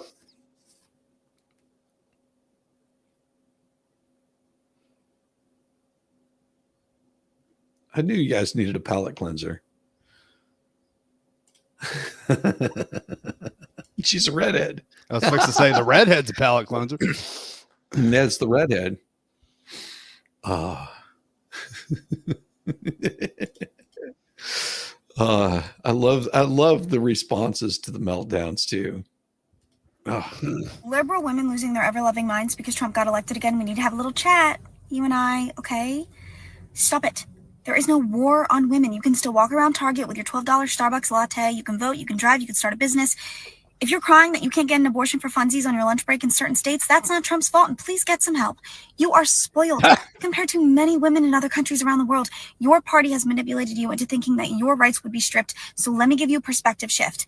Women in Afghanistan have actually had their rights stripped. They can't work, they can't get an education, they can't speak without permission, they are covered from head to toe, they can't drive, they can't pray out loud. Do you know how absolutely ridiculous it looks to be crying about rights while living in the land of the free? The Trump administration, they had created a booming economy that benefited everyone, including women, more jobs, lower taxes, and an economic playing field that allowed women to thrive. He's not even back in the White House yet, and he's already appointed Susie Wiles for chief of staff, who will be the first woman to hold a position in American history. The people that are instilling fear in you that Donald Trump hates women and he's stripping everything you've ever had, they are doing you a disservice, and you are doing yourselves a disservice by listening to them. The world is not ending. Everything is going to be okay. Please stop shaving your heads. Now, I want all you liberal women to continue shaving their heads so we can identify you, much like the blue bracelets. I want to know who the mentally unstable are. It makes it easier. Well, and for all of those wonderful white liberal women that want to get out there and yell and scream, and it's coming because the inauguration is going to be coming, and they're going to. I'll just let your favorite newscaster tell you exactly where all of you wonderful white liberal women can go. Right here. Here you go. Your favorite. Hey, I just want to give some free advice to the white progressives, particularly white progressive women who may be thinking about marching against the Trump victory, maybe putting back on the P-word hats and doing that thing. I would just say probably don't send any of those invites to any Black women I'm just going to tell you right now, they're not coming. I'm pretty sure Black women have resigned from the Save America Coalition, Save Democracy Coalition, and definitely the Save the Democratic Party Coalition. I think that's probably not happening. I would just keep those invites maybe among your own friends, because I don't think they're coming. But yeah, I think Black women are now on the Save Black Women, prioritize Black men, and prioritize Black communities, Black businesses, and that. And the Black spaces, but Save America, Save the Democratic Party. Yeah, I don't think that's happening. Yeah, we're not coming. Leave us alone. Yeah. Crazy ass white women. Crazy ass white women. Oh God. Oh. It's like the constant just berating. Oh. Last week's election exposed how liberal media lied to your face to prop up Kamala, and now the left's been exposed again. Last month, after FEMA botched its Hurricane Helene response, Democrats got on their soapbox and blasted everybody who criticized the agency. Remember? Turns out the only ones politicizing the hurricane was FEMA. And that misinformation the left warned you about was true. According to a bombshell report by the Daily Wire, a FEMA manager told relief workers in Florida to not help homes with Trump signs. Internal messages obtained by the Daily Wire shows the list of rules for FEMA canvassers. Rule number 2, avoid homes advertising Trump. So after FEMA confirmed that the messages were real, Director Deanne Criswell fired the employee and called her messages reprehensible. In response, the fired FEMA manager told Primetime that this wasn't an isolated incident, and quote, FEMA has made me a patsy. Florida Governor Ron DeSantis is demanding a full investigation and wants every partisan bureaucrat fired. But it looks like the agency's problems go deeper than just one employee. We also found out that FEMA didn't answer half the calls it received for disaster aid. Half the calls to FEMA after the hurricane went to voicemail. No response. And here's what rescue workers are saying on the ground. Listen. you know, I had an interaction with local FEMA officials as well, and they wanted to help people.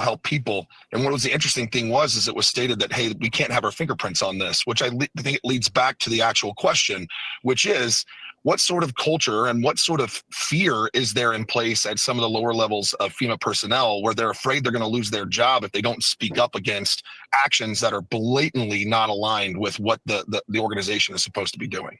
The biggest losers in this scandal, aside from FEMA and the people FEMA hasn't helped, the media, who told their viewers that any kind of criticism was disinformation. Now they've been exposed again.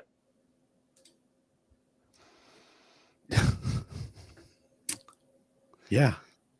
Yeah. Well, I'm sure a lot of their problems stem from the fact that they're underfunded because they've been giving all the money to the illegals.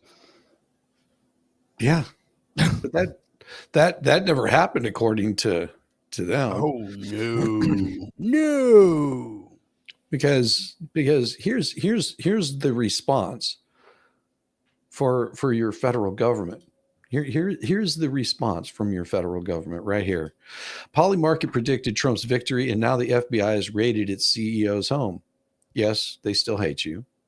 Old Joe Biden is still ostensibly the president of the United States, and despite his striking cordiality to President Trump during their Wednesday meeting, that's a bad thing. The Biden-Harris regime is the most corrupt and authoritarian, thank you, administration the United States has ever suffered through. Biden-Harris, and I don't know what that word is, apparatchiks have repeatedly demonstrated their contempt for the U.S. as a free republic and the concept of loyal opposition, most notably by framing the leader of the opposition on multiple bogus charges so they could tar him as a convicted felon.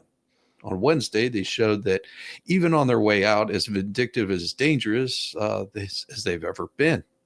New York Post reported Wednesday the FBI seized Polymarket CEO Shane Copeland's phone and electronics early Wednesday morning, just a week after the election betting platform successfully predicted President-elect Donald Trump's win. The raid was as theatrical and histrionic as the raid on Mar-a-Lago was.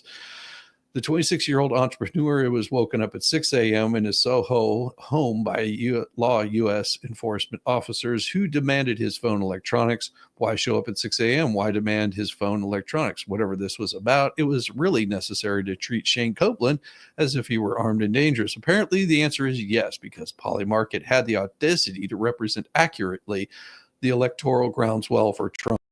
The Post quoted a source calling the raid grand political theater at its worst and added sensibly that they could have asked his lawyer for any of these things. Instead, they staged a so-called raid so they can leak it to the media and use it for obvious political reasons. Even worse, the feds didn't even tell Copeland what it was all about. He was not provided any reason for the incident, but the source said they expect his political retribution since Polymarket accurately predicted Trump's win, not traditional polls. The raid is likely a prelude to more political persecution. The government is trying to accuse Polymarket of manipulation and rigging its polls in favor of Trump. The corrupt and viciously bipartisan Biden-Harris FBI appears to be enraged because Polymarket's projections prove to be more accurate, again, than those of the traditional polls. The Post source said this is obvious political retribution by the outgoing administration against Polymarket for providing a market that correctly called the 2024 presidential election. Could the feds really have raided Copeland's home just because Polymarket predicted his victory? Surely the FBI wouldn't be that freaking petty and vindictive. Even in its present degenerative form, would it? Sure it would. Remember, this is the same Biden-Harris regime that also sicked the FBI on angry parents protesting at school board meetings. Yes, we remember that. Oh, yeah. Twitter, before it was known as X, became a bastion of freedom of speech, and other social media giants such as Meta, which was Facebook or whatever the hell that crap was, and other social media giants to silence and deplatform people whose opposing views, and even sent spies into Catholic churches to help keep tabs on pro-lifers. So why wouldn't it raid the home of a CEO? I mean, they hired 11 FBI agents to run an op to kidnap Governor Whitmer, and embroiling 4 or 5 people it was made up of FBI agents, and they were those guys. Some of them were found innocent, others pled guilty and pled out because they didn't have the wherewithal to stand with them. So why wouldn't it raid the home of a CEO, betting platform, confiscate his phone and computer because his forecast went against them? And this, after all, the left were talking about it here. These are the people who think that they can remake reality just by declaring it to be the way they want it to be. They think that if they can force businesses to hire unqualified minorities solely in order to show off their diversity and the quality of their product will not suffer, so does the leftist FBI assume that if Polymarket had called the election for Harris instead of reporting accurately on electoral trends, she would have won? Well, shit, why not? Once you've decided that Rachel Levine is a woman, nothing else is as much of a stretch. Damn. It is unclear, however, whether the Biden-Harris FBI will have enough time to persecute Shane Copeland to the extent as it wishes to do so before it has to hand the keys over to the Trump administration, which is certain to start the house cleaning that the Bureau so urgently and desperately needs. Good. Federal bureaucrats think they can defy the new team and keep persecuting dissidents as they wish to do so. Well, they have survived through many different administrations from both parties up to now. Why shouldn't the incoming one be any different? So if for anybody that doesn't understand, Polymarket is not they don't call you up and they poll you. No, they're a betting platform. Yeah. So you would have to go out there and arrest every degenerate gambler that bet on this. That's what it's based off of. It's not based off of popularity contests. It's based off of where did you put your money? Mm-hmm. That's why I look to it more than I did any of the polls that were out there, because I'm like, all right, so what is the betting trend? Right, because these y'all going to go raid Vegas? in case you don't understand how that kind of trend would work, it would be you're out there, you're talking with your friends, you're going, I want to bet on the winning horse, and you're finding out like, okay, so who are you voting for? I mean, are you leaning more towards Trump or Kamala? And okay, and you start talking, and it's just like, well, 50 people in my neighborhood are voting definitely for Trump, and then the other 10 are not. I'm like, well, I'm going to put my money on the winner because I want to win my money back. Right. You're watching the news. You're paying attention to what people are saying. You're because you want to bet on the winning person. That's going to show you more accurately who your winner is going to be. If everybody's saying that yeah, I don't know this for anything, so don't quote me on this. For example, like you're going, oh, the Dallas Cowboys looks like they're having a winning year this year. They've been completely undefeated. I don't know if this is true or not because I don't watch pro football. And so where would you place your money? And if everybody's saying no, you need to go for the Kansas City Chiefs because they've got Rachel Maddow that's out there running defense or some crap like that, then that's what you're going to do. Is you're going to go vote for the person you think is going to win. You're going to be paying attention to where the popular amount of people are looking at. See, I told you I don't know much about NFL. Yeah, it's okay. It's okay. By the way, shout out to PJ Media. Y'all have got great articles. Yes, they do. And also PJ Media, you can, I don't know if they still have the discount on there, but if you do the fight promo, I think it's a 60% off, which would make it like $19 for the year or something like that. So they do have promos. And I talked with Meg and I said, I don't get paid by PJ Media. She goes, no, just, if you do anything, just mention that they do have a good conservative article. And then they also have the like discount codes that come out every so often. And if you pay attention, you'll see them. So I am so happy with having PJ Media over the AP because the AP AP hadn't even called the damn house race yet. Oh no, they called it this morning. Oh, they did. So they officially have. Yeah, they let's see. I think I have it here somewhere. Yeah, here it is.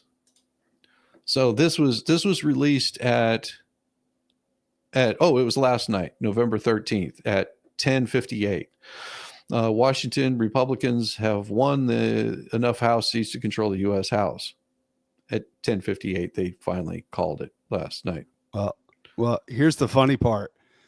They looking it up on the internet.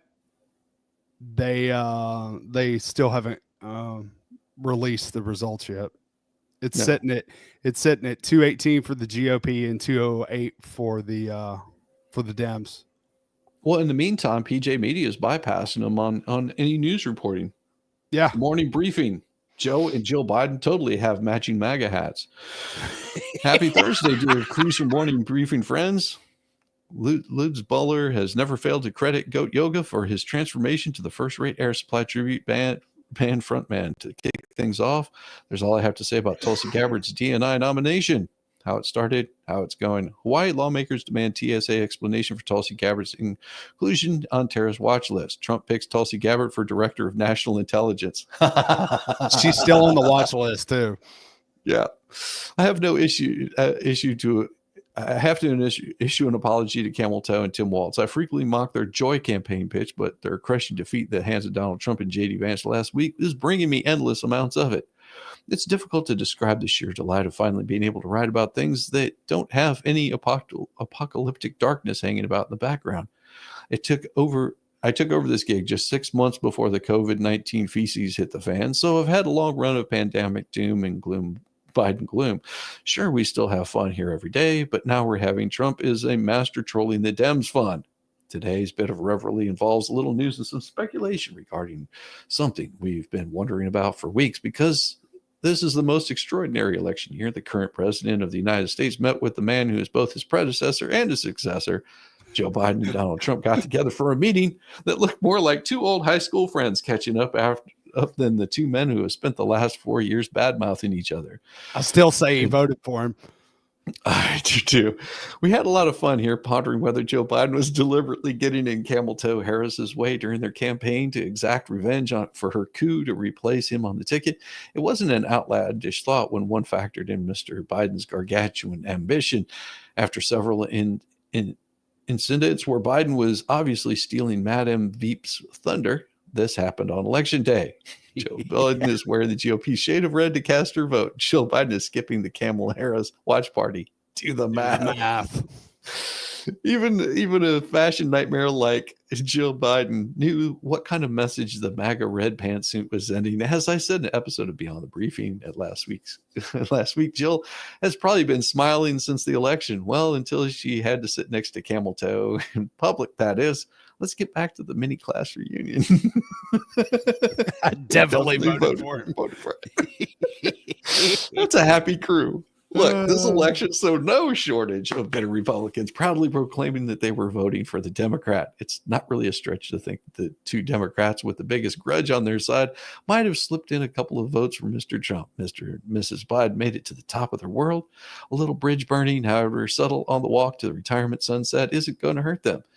As weird theories go, this one pales in comparison to most of the ones that have eventually been proven true since the height of the Wuhan Chinese bat flu. Would it surprise anyone if the movers find his and hers MAGA hats at a White House closet when they come for the Bidens? Nothing too weird for 2024. Selfie time. That's hilarious. Yeah, I totally think they voted for Trump. Oh my God. I think Biden was pissed off after getting ousted. He was like, you know what? Screw her. Exactly. And for all the people would be like, no, there's no way he would do that. Look, politicians have egos, and the way Biden was handled, you can't say that he wouldn't vote for Trump. Just there's Megan Fox. Yep. Hey. Megan Fox is showing exactly what it is. VIP promo code FIGHT for 60% off. Yeah. And I'm telling you, it is well worth it. You get a lot of stuff for just your base level makes it like $19. And if you want to get and they show it and unlike a lot of organizations, if you look at their pricing levels of what they have, so 60% off of whatever the next level is, gets you like all kinds of more information.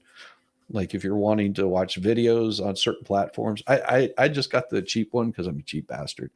But they've got so much more in there. So yeah, the fight code works for all levels of it. Good to see you, Megan. Fight, not free. I know. I tried for free. Damn it. I was hoping my Megan Fox would be able to get me a free subscription. He was hoping for the hookup, Megan. That's what that was. Well, I tried to reach out on her on Friday, but she was just like, man, I totally fell asleep. I'm sorry. It's like, no worries. It would have been a 70% off.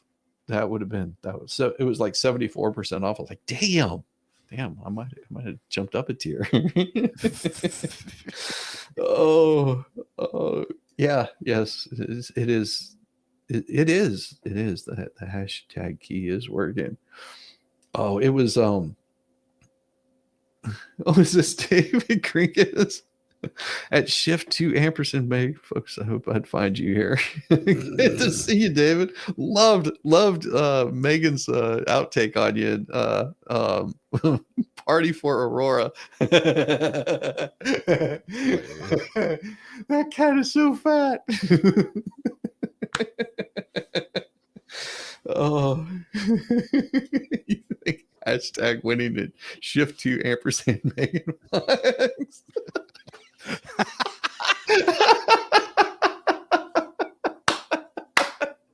That's glorious. Wow. And I thought I was the only one trying to circumvent the way YouTube brings up names by not even using the damn thing.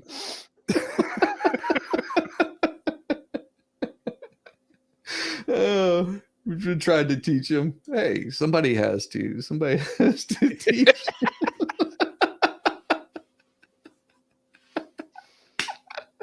Oh, that's awesome.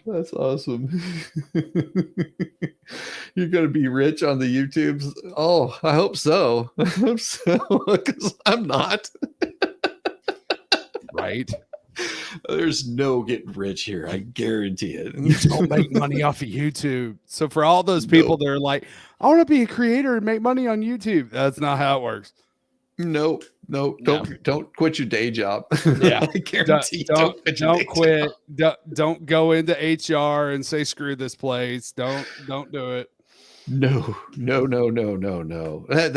What's funny is when I worked at Honda, I had this guy that was a service writer, and he comes in one day and goes, yep, today's my last day. I was like, oh, I figured, because you suck as a service writer.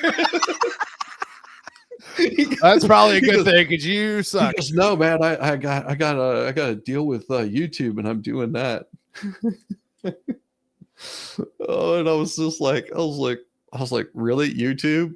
And this was well before. I think this would have been in 2017, 2017. You're going on YouTube? What a loser. Pretty much. And here's the funny thing. He looks a lot like Eric July. This guy looked a lot like Eric July. Yeah. Really? I was like, was it him? Hell, I doubt it. It's like, you sure it wasn't him? Because I think Eric July was a musician, right? From New York. I don't even know. He's a singer of a front man for a band or something like that. Yeah. I'm pretty sure that's what it was. What in the hell just happened? What? Oh, here it is. I gotta show you this really quick. This will be awesome. More liberal tears, and then I'll show a video. And to know that my family, the people who raised me, voted for rapists. It's so invalidating. But I'm white. I should not be taking Fix those eyebrows. Up space, because right now the people who have it much worse than I do, those are clown are eyebrows. people who don't share the same skin color as me, which is so like. She paid money why are for we that still look. judging people on that? Race is a fucking social construct that white people created to make themselves feel good about the dehumanization of other people. What the fuck, man? Did she say race is a social construct or racism? Race is a social construct. Interesting. This is what Megan sent me. Ain't nobody fixing to sit up here and allow Kamala to run the damn country for 60 damn days. Shut y'all ass up and sit the hell down in the sore loser section. Damn, just get on my nerve. Every day we wake up to more bullshit.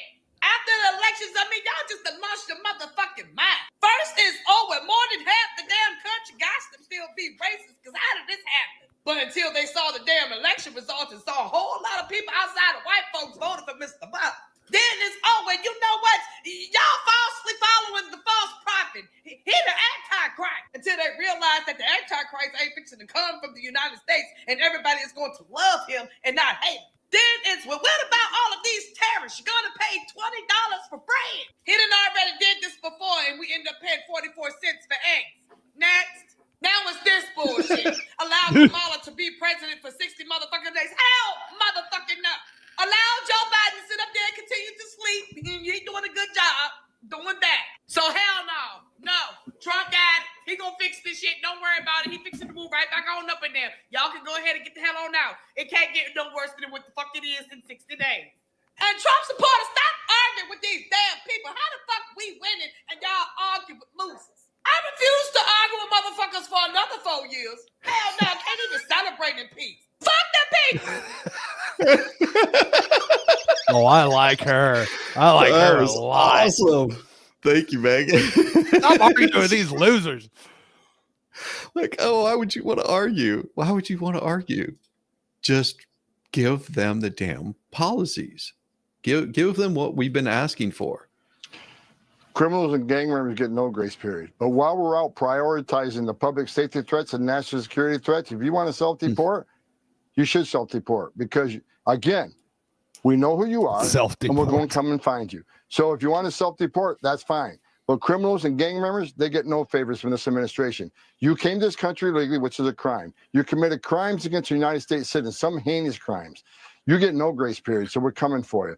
But for those others, the non-criminals, you want to self-deport, I'm all for it. Because when they self-report, they can put their orders, put everything in order, their family business, if they got homes or whatever, they can put all that in order and leave with their family altogether. It makes perfect sense for the ones that are not criminals. How are they going to get home? How do they get home? I don't care. Same way they came. Well, the ones we're going to arrest, we'll put on an airplane and send them home. And the ones that want to go home on their own, they found their way across the world to come to the greatest nation on earth. They can find their way home. Either that, or I'll give them a free airline ticket that we put them on our airplane and we'll take them home. It's either way. It's up to them. If we arrest them, they come on our airplane, Sean. If they want to go on their own airplane, I welcome it. Amen. Exactly. Hey, you want to this is so damn funny. I've got to show this. This is hilarious. Once we stop sending money to Ukraine, we're gonna have so much money. Dogs are men's best so friend. much money.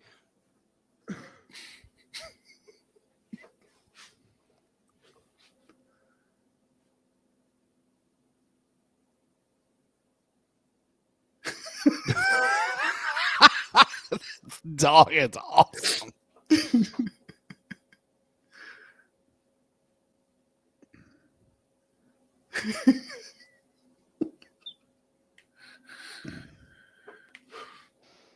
I just took your money. I just took your money. Take it. Take it him for a pup cone at Chick-fil-A. Oh, it's so much. No, I it has music. It has music, so I had to turn the sound off. Is my sound messed up? No. Who's the good boy? No. I there's certain things whenever they have music, I mute it, because if you have music on there, a lot of times it gets you copyright stricken because they have it on a different platform. and some of the music YouTube copyrights it, but they don't copyright this. When they went to the Capitol and they were breaking into the Capitol, smashing windows, injuring police officers, why did it take you 3 hours to tell them to go home? I don't believe it did. Oh, let me pull it out. I have to pull it out. Let me pull it out.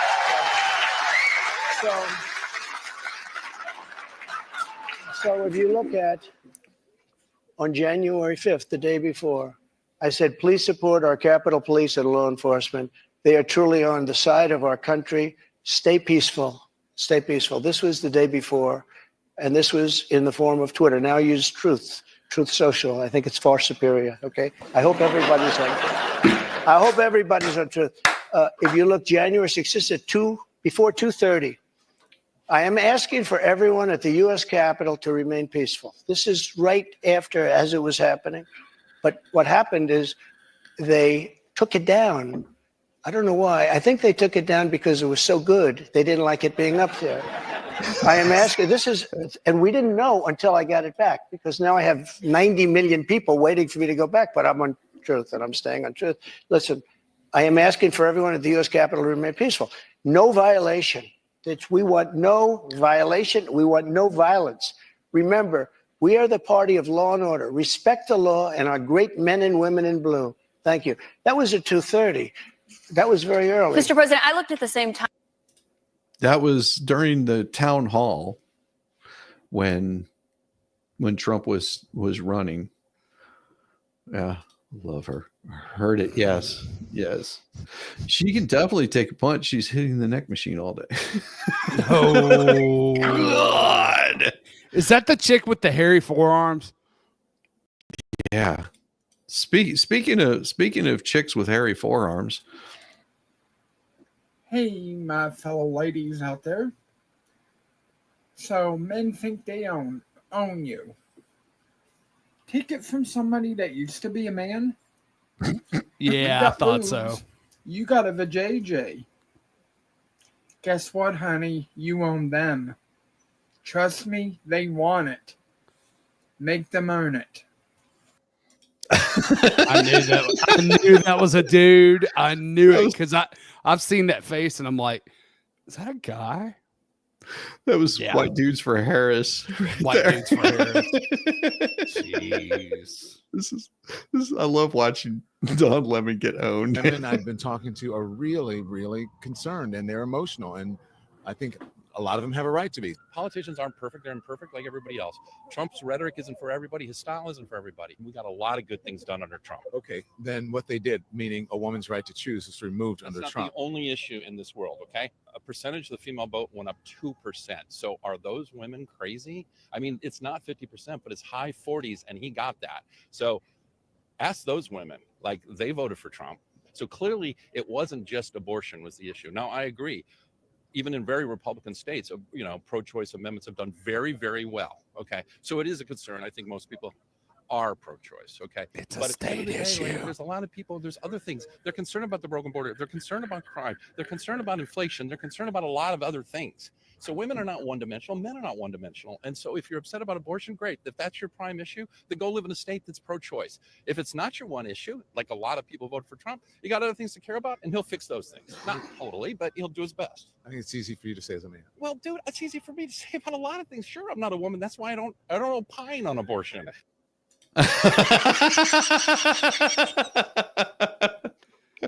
And Don Lemon, you're a gay man, so that it doesn't affect you at all. Exactly. I love these comedians just owning.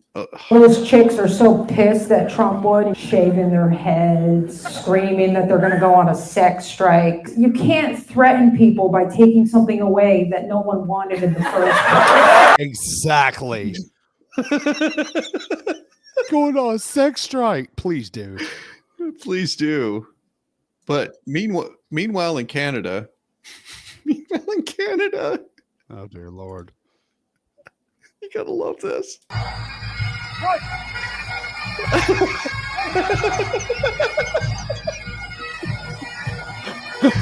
Dude, just stuck in there.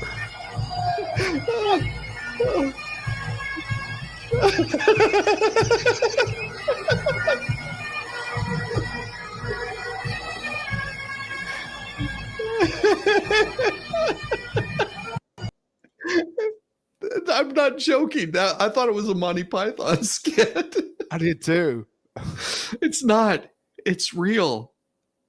It was real. As a proud owner of a white female wife, there's still an issue owners out there thinking Trump is going to ban all abortions. He's not. He's not. No, it's a state issue. Going home either way. Bye. It was the neck beard that gave it away. That's what it was. Yeah. When Roe versus Wade was overturned, lefties protested at the state house in Boston, a federal Massachusetts where abortion is legal. That's not all that they did. They also went after the Supreme Court justices. Yeah, I remember. Yeah, they were out there protesting in front of their houses, and they had to have security to handle that shit. I'm just loving watching these people lose their mind over Matt Gaetz. Matt and I were classmates. We came to Congress at the same time in the 115th Congress in January 2017. And alphabetically, we're seated right next to one another in Judiciary Committee. We served there together for 7 years. Some of y'all who cover Judiciary know those are long meetings. So I got to know Matt very well. Look, I'll say this. Everyone who served with him will tell you he's one of the most intelligent members of Congress. He's an accomplished attorney.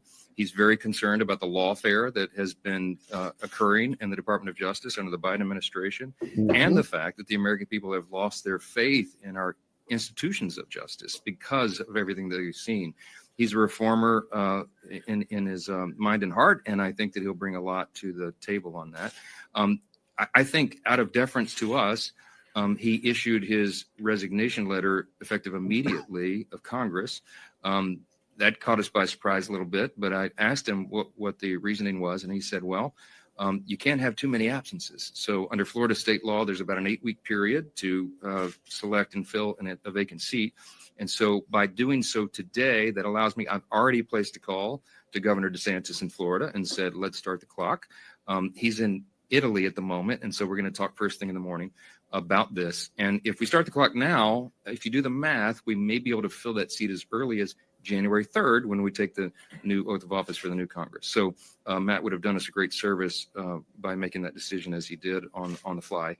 And so we're grateful for that. So we move forward. Look, I'll say this about people have asked me all day long. President Trump is poaching all of your talent. Yes, but we have an embarrassment of riches here. The Republican conference is full of talented people who are extraordinary leaders and have great expertise. And everyone in this Congress, in this conference, could serve in a leadership position in the administration. But I have. I mean, if that doesn't tell you how intelligent he is, that he had the foresight to be like, okay, if I get this position, then we need to have somebody in my place to be able to vote because everything is so tight in the House. So I'm going to go ahead and resign now so you have time to get somebody in. Mm-hmm. It's actually pretty damn brilliant. Someone posted this earlier, said 10 shocking stories the media buried today. And we'll start with number 10. So I've got to do this beforehand so I don't get in trouble with the YouTubes. Mm-hmm. Okay. Yeah, put the disclaimer up. Let me see. Oh, okay. Here we go. Disclaimer. Yes. This channel cannot confirm any of what you see or hear as true or correct. Just a heads up. Jury in Michigan just awarded a woman fired for not taking the vax millions of dollars. And I hope that is a nationwide trend where everyone whose life was. Bingo. The number 9 was the one I showed you of Carvel. That was number 9 when he went off on everyone. and I have this one here. Does anyone have confidence in the current leadership of the Pentagon and the way the defense situation has been operating for the last several years. I mean, from the Afghanistan pullout, which was an extreme debacle for which no one was held accountable. We've had spy balloons flying over the United States. We built a $300 million pier as a public relations stunt, which wound up killing an American service member. I'd say I've had just about enough of the so-called insiders running the Defense Department. I think we ought to give Pete Hegseth a chance because he's got two insiders. All the criticism of him is that he's not the expected Washington pick. And I'm just saying to you that the American people just voted against the expected Washington pick. So he's got 20 years in service, Afghanistan, Iraq, 2 Bronze Stars, Princeton, Harvard. Yeah, he's on TV, but so are the rest of us. By the way, I think he ought that to list be you given just a gave chance. is really interesting because you highlighted a bunch of things that the civilian leadership of the country decided on. In the military, their job was just to execute. They execute. How did it go? I'm just saying. Decision making. You're assigning decision making responsibility to the military over things that civilians are responsible for. So you make a good point. The civilian leadership made decisions, and then the people they put in charge of the Pentagon carried it out, and it was all pretty much a disaster. So now we have a new president who I think got elected in part because of some of those disasters, and he's going to put in some of the non-insiders in charge of not just this agency, but a bunch of them. Now, look, they've got to perform. They've got to perform. I mean, we got 53 U.S. senators that are Republicans, and Pete Hegseth, he's an American hero. The man won 2 Bronze Stars for his service, and he's been a champion for veterans. He's going to have to go up there just like everybody else and prove his knowledge of how to do this job. He's not immune from that, but we ought to give this man a chance, in my opinion. Number 8. Pretty much.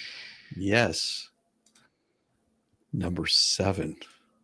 Oh, number 7.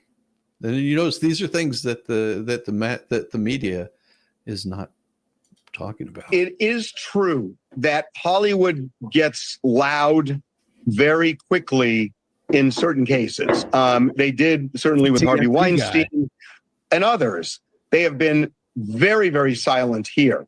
And I agree with you. I don't think look, every celebrity in the world seems to have gone to one of these white parties. I mean, everybody wanted to go. And if you got an invitation, you went. So you can pretty much count everybody high profile has been to one of these parties. That's not disqualifying. That doesn't mean it's untoward. We're not talking about white parties. We're talking about after parties. We're talking about threesomes. We're talking about all sorts of things that are not those parties. But that said, there are lots of videos that Diddy kept over the years that have been now seized by the feds. And a lot of these videos are also going to some of the civil lawyers. Busby told us he has gotten a slew of these videos. And I think there's just panic in Hollywood. Am I on that video? Was I in some situation in 1999 or 2002 where it might be interpreted a certain way or might end up in trial? I think there's a lot of panic. And that's what we're hearing. And people just don't want the association and they don't want to talk about it. I think it's that simple. Yeah.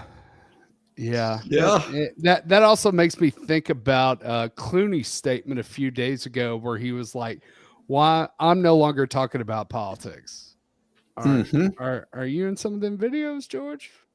I'm wondering. It makes me curious. Like, so what do they know about you? What do they have on you? But I'm just curious your thoughts on how you think they will be able to continue to wage, censorship warfare in a post-Trump victory era. Yeah, they have 2 main strategies for this. There's the state strategy, and then there's the global strategy. So the state strategy is going to involve a whole swarm of new state laws: California, Oregon, Washington, New York, Illinois, all the big blue states. There's going to be a big push by the censorship industry activists there to codify laws that put restrictions on the kind of content that social media platforms can host. And their goal there is going to be to balkanize the country and create a sort of market disruption so that the only tech companies who are allowed to proliferate that kind of content there lest they lose their ability to operate in the state or suffer heavy revenue fines, are going to be the ones who comply with those content restrictions. Yep. They're also going to use a push around something called media literacy, which is those states are going to box out social media platforms that allow free speech and box out news institutions like the War Room in order to prevent them from being accessed in public Wi-Fi's, in order to be able to prevent them from being cited in high school or middle school or elementary school exams. You already see this. A major push to start that effort began in 2021. It really began in 2017, but it's escalated dramatically in the past few years. And it will fall on effectively the legal system to enforce the First Amendment against these states, which are going to try to create state level restrictions on what the platforms can host. But that's one battle at home. The second battle is that we are about to witness a replay of the transatlantic flank attack, as I call it, from the immediate aftermath of the 2016 election. They blamed the 2016 election on free speech. And that is what gave rise to the creation of the censorship industry that spans all of NATO and now beyond, which is that they were out of power after 2016. Just like now, Democrats lost the executive branch, they lost the House, and they lost the Senate, all there in 2016. And so what they did in order to get the ball rolling on censorship is you had these exiles from the Hillary Clinton State Department and the John Kerry State Department take their special set of skills, which is back channeling with foreign regulators and foreign diplomats, to do shadow diplomacy, to essentially leverage their financial heft, to leverage the favors that they can repay once they return to power in order to get foreign governments to institute censorship restrictions on American companies that were hosting pro-Trump content or pro-Trump accounts. So that was the sort of transatlantic flank attack 1.0.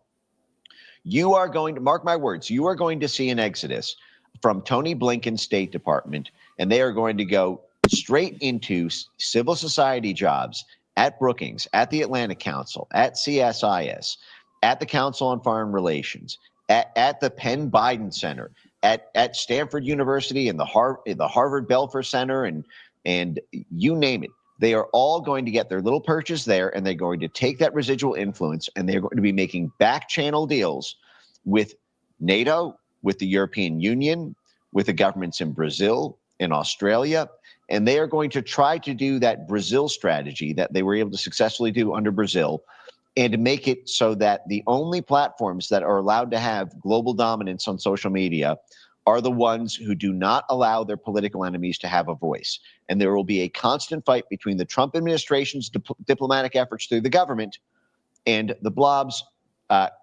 censorship diplomatic efforts in the shadow government. And you think it's not going to happen? Watch what happens to a lot of YouTube channels. Watch what happens to a lot of where they're going to go after X, formerly Twitter, where they're going to go after those people, where they're going to go after. Hey, your mic's doing that thing again.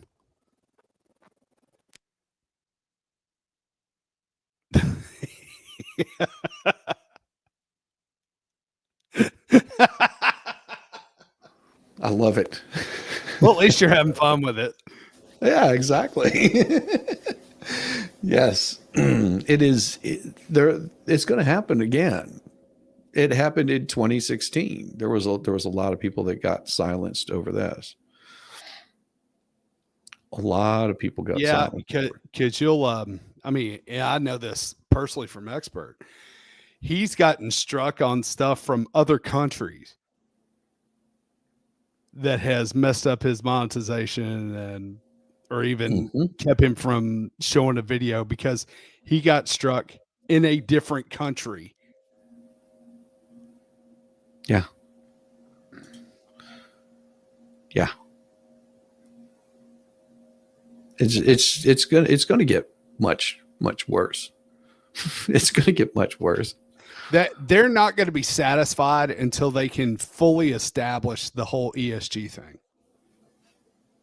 Yes. To where everything that you do is based upon your social score.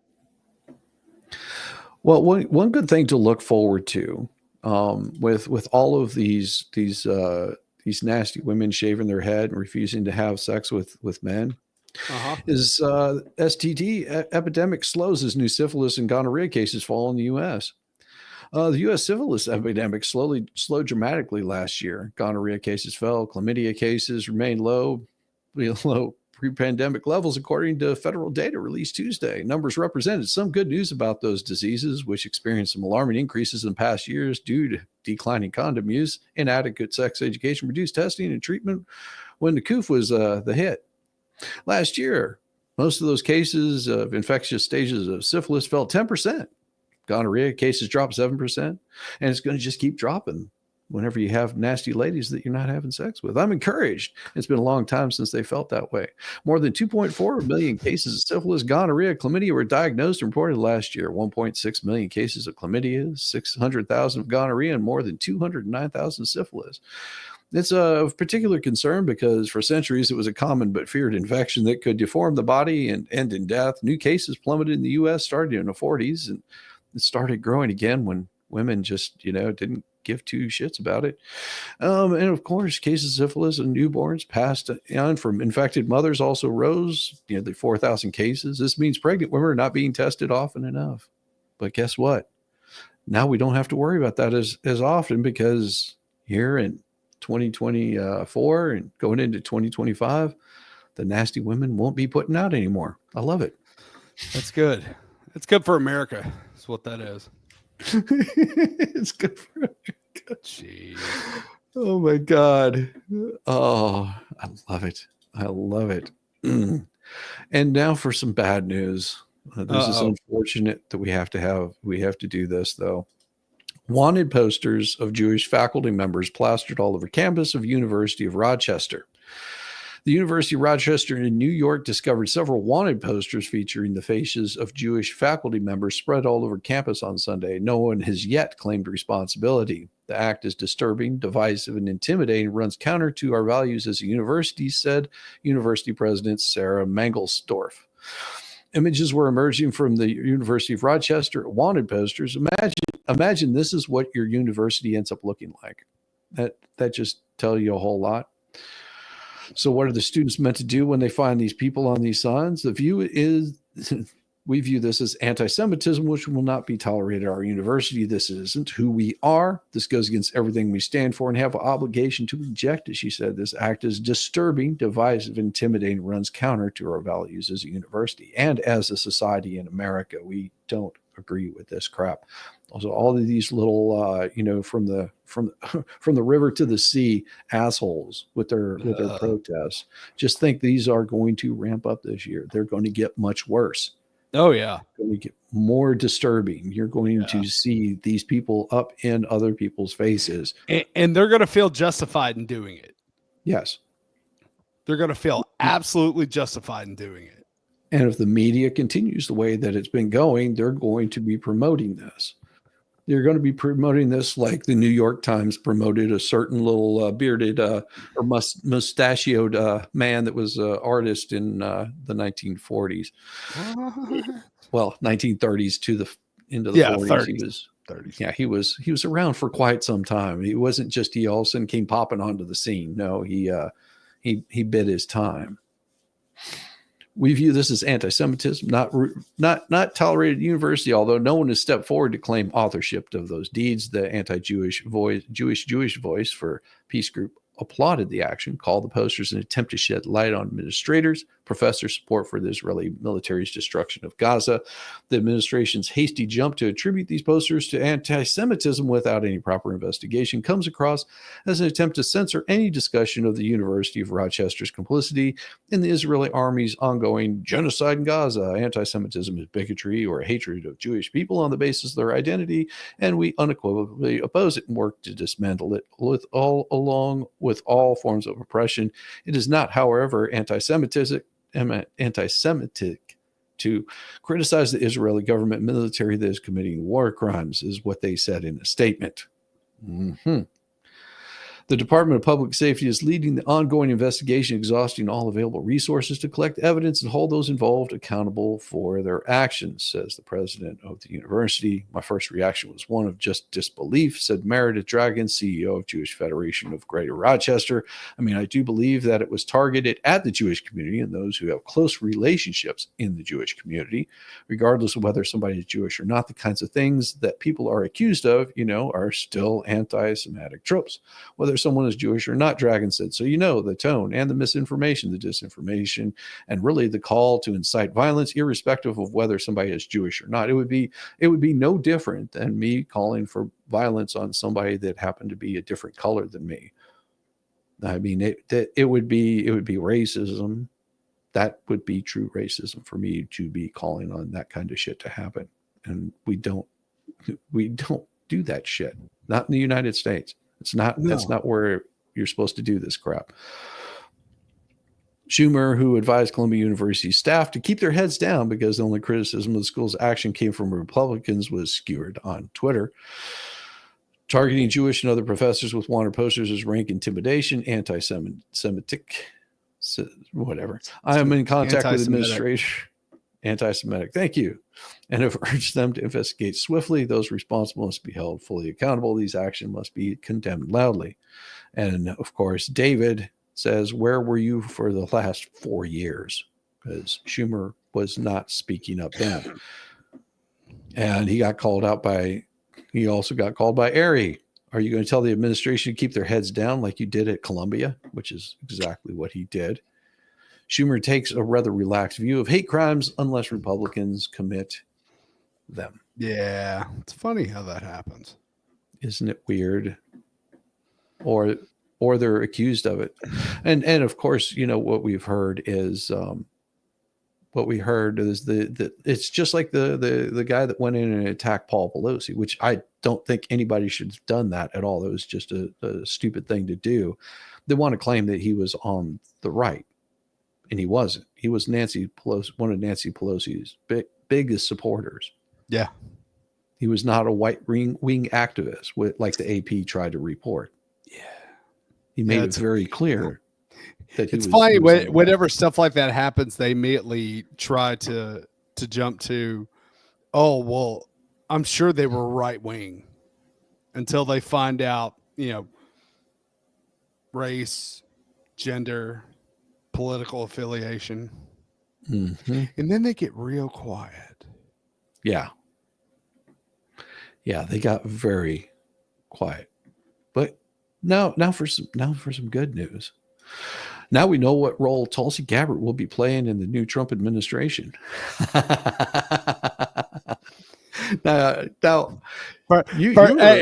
First day in office. Okay, we need to clear up this blacklist thing.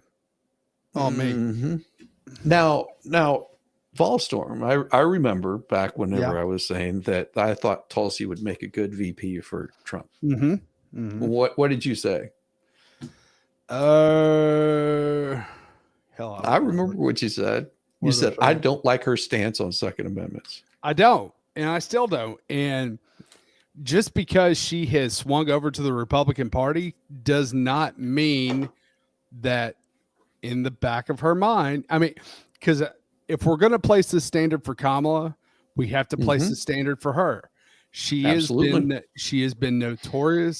notoriously anti-Second Amendment. She's made several stances like this, so therefore, I'm not going to change my opinion of her until proven otherwise. Absolutely, and that was something that we even talked about. I was like, I think you'll be proven wrong. And you said, well, she'll have to prove me wrong. I'm not just going to give her a free pass. Right. If you prove me, great. But right now, your track record, I can only go by past behavior. Mm-hmm. Tulsi for under desk carpeting spinner. Just a joke. Oh, I'm not callous, but unfortunate reality of war is casualties. If Hamas didn't store weapons and have bunkers under residents, a lot could have been avoided. Yes, right. Absolutely. And that's the whole thing. Hamas purposely hides behind civilians because they think they will not get attacked if they do it. or they can at least, or if they know they'll get attacked, even hiding behind the civilians, is be like, look at the atrocities, look at what you've done to innocents. Yeah, that one Yeah, I have those are big problems with. hostages, is what they are. Yeah. They're hostages. And if it means that they can stop a rocket launch from coming into their country, and there's going to be casualties, and it's like this is war, and you have a ability to get them out. They bury all their supplies underneath these civilian apartment complexes on purpose. Oh yeah. Their supply of money and gold from the United States is buried inside of these complexes. Yes, they've been receiving a lot of money, funds, food, support from the United States. So whenever I hear people sitting there going, "Oh, Israel, they're sending money to Israel," they're sending money to both sides. Why? Because it helps keep the war going. Yep. Because what are they going to do with that money? Do you think that they're going to go buy some cheap garbage from North Korea, or do you think they're going to buy U.S. military equipment? Because you know what war does? It makes things scarce. So if you have a lot of an item, let's say gas and oil, and then all of a sudden a war breaks out, more and more people want that oil and gas. So the prices go up. Yeah. Oh, look at this here. This is a nice one. Thank you, Megan. Teams of their businesses are extremely optimistic. Even those that have voted against Trump are excited about what's going to happen with the economy. So I think we're going to have a big economic boom, and actually freeing up a meaningful number of government employees to make them available to the private sector will actually help manage the potential for inflation. So the cost cutting is one thing, but making the government more efficient on regulatory approvals. You think about how difficult it is in America to build a bridge, a highway, a house. The faster, if you can accelerate construction, obviously that has a huge impact on infrastructure, the fluidity of the economy, driving demand. And actually, I think freeing up government workers to step into some of these roles that will be created will actually help the economy manage through this period. It could really change their lives too for the better. It'd be so exciting to work for one of these innovative companies, hiring new blood. These people have been stuck in these concrete jungles in the circles of DC, and maybe it's a new leaf for them too. You wrote in that X post to which I referred and you mentioned that merger and acquisition activity is about to explode. Do you think so? Yes. So the Biden administration has been, and Lena Khan, who's led the FTC, very anti sort of merger. And the result of that is, many of the startups in our country don't get to a scale where they can go public. They have to be basically sold. And if you don't allow the Facebooks and the Googles and the other companies to make acquisitions, these businesses eventually either run out of capital or run out of opportunity. And there are a lot of big companies where meaningful synergies can be created when one business buys another.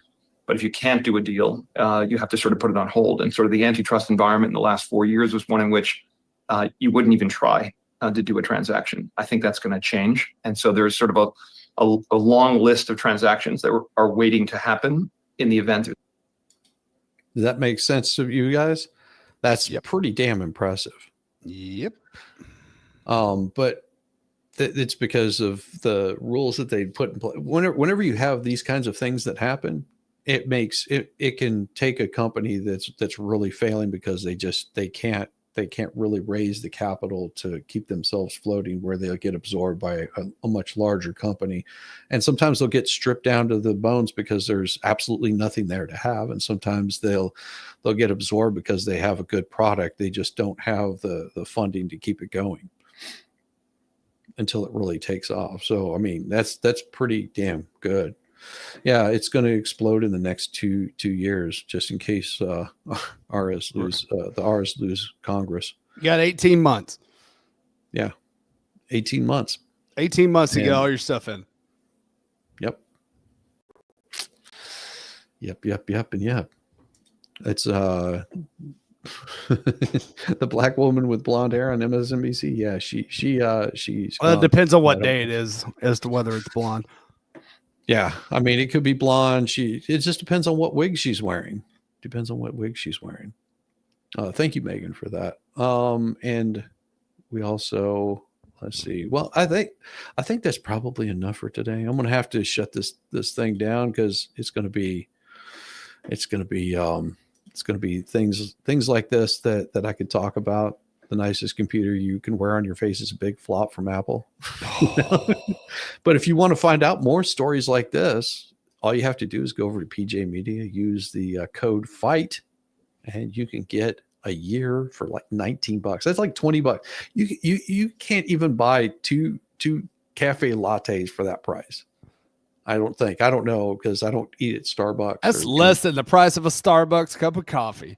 Yeah, I'm telling you, go and subscribe up to PJ Media. You get a year of it for like 19 something, and you can read all of these wonderful stories with writers like the wonderful Megan Fox.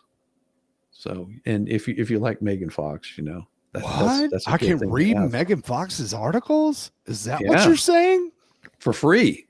If you pay for the subscription, that and all of the other wonderful writers they have over at PJ Media, which happens to be a very conservative paper. So there you go. Starbucks equals burnt coffee. That's about right. For real. When I need news, I go to Shizzy Source. Well, and see, I try to give you guys a little bit of something for everyone, and sometimes I fail. Like yesterday, whenever they crashed my stream. You guys are awesome. Still ain't sure Shizzy didn't hit a button or something. What, did I screw something up again? No, I meant yesterday. Oh, yesterday. Still ain't sure you didn't hit a button or something.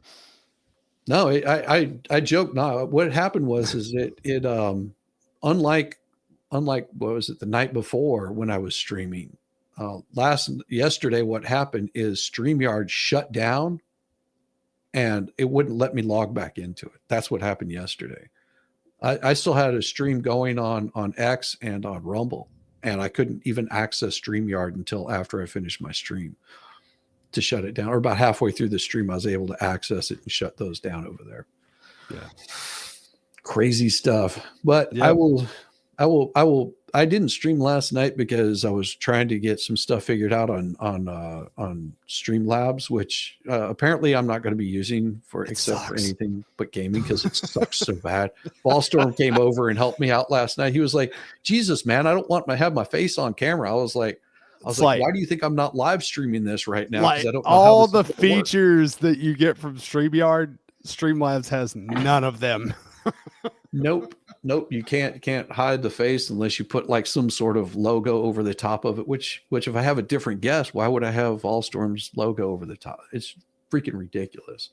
So I'm gonna have to figure this out, because StreamYard is not going to be cutting it if they keep their garbage up. But Streamlabs, I'll just be doing game stuff on because it is superior for that. It really is. Everybody, we'll see you on the flip side, and you know what to do. Hit that like button on the way out and on the way in. We'll see you soon. Peace. Bless your heart. I thought I was the only mentally challenged one here.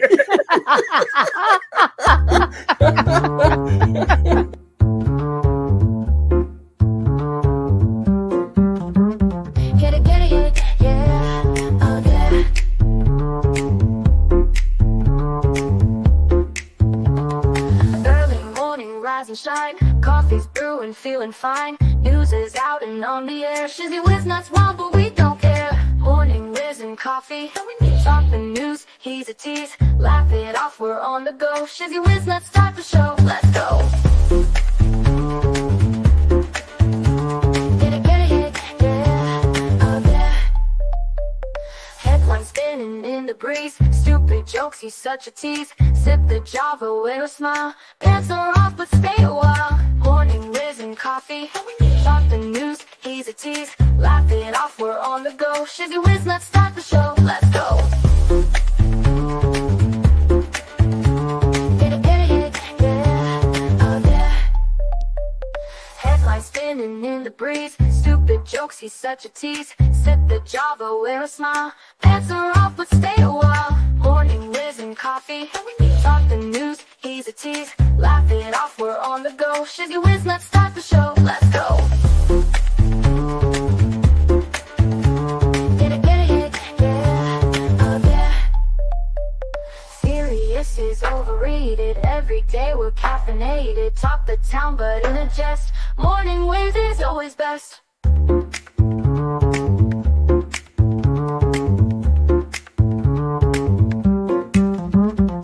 Clock is ticking, time to run. Morning show's a load of fun. Grab your mug, don't spill a drop. Laugh your ass off till you pop.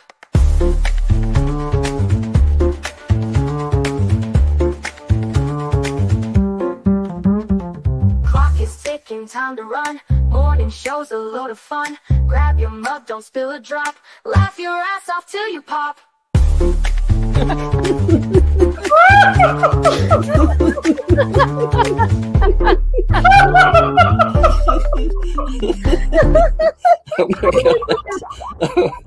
Oh my God. Shizzy breaks Larry.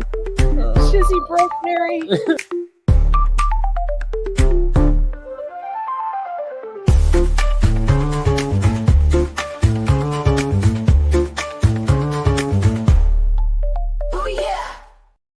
Now go find out how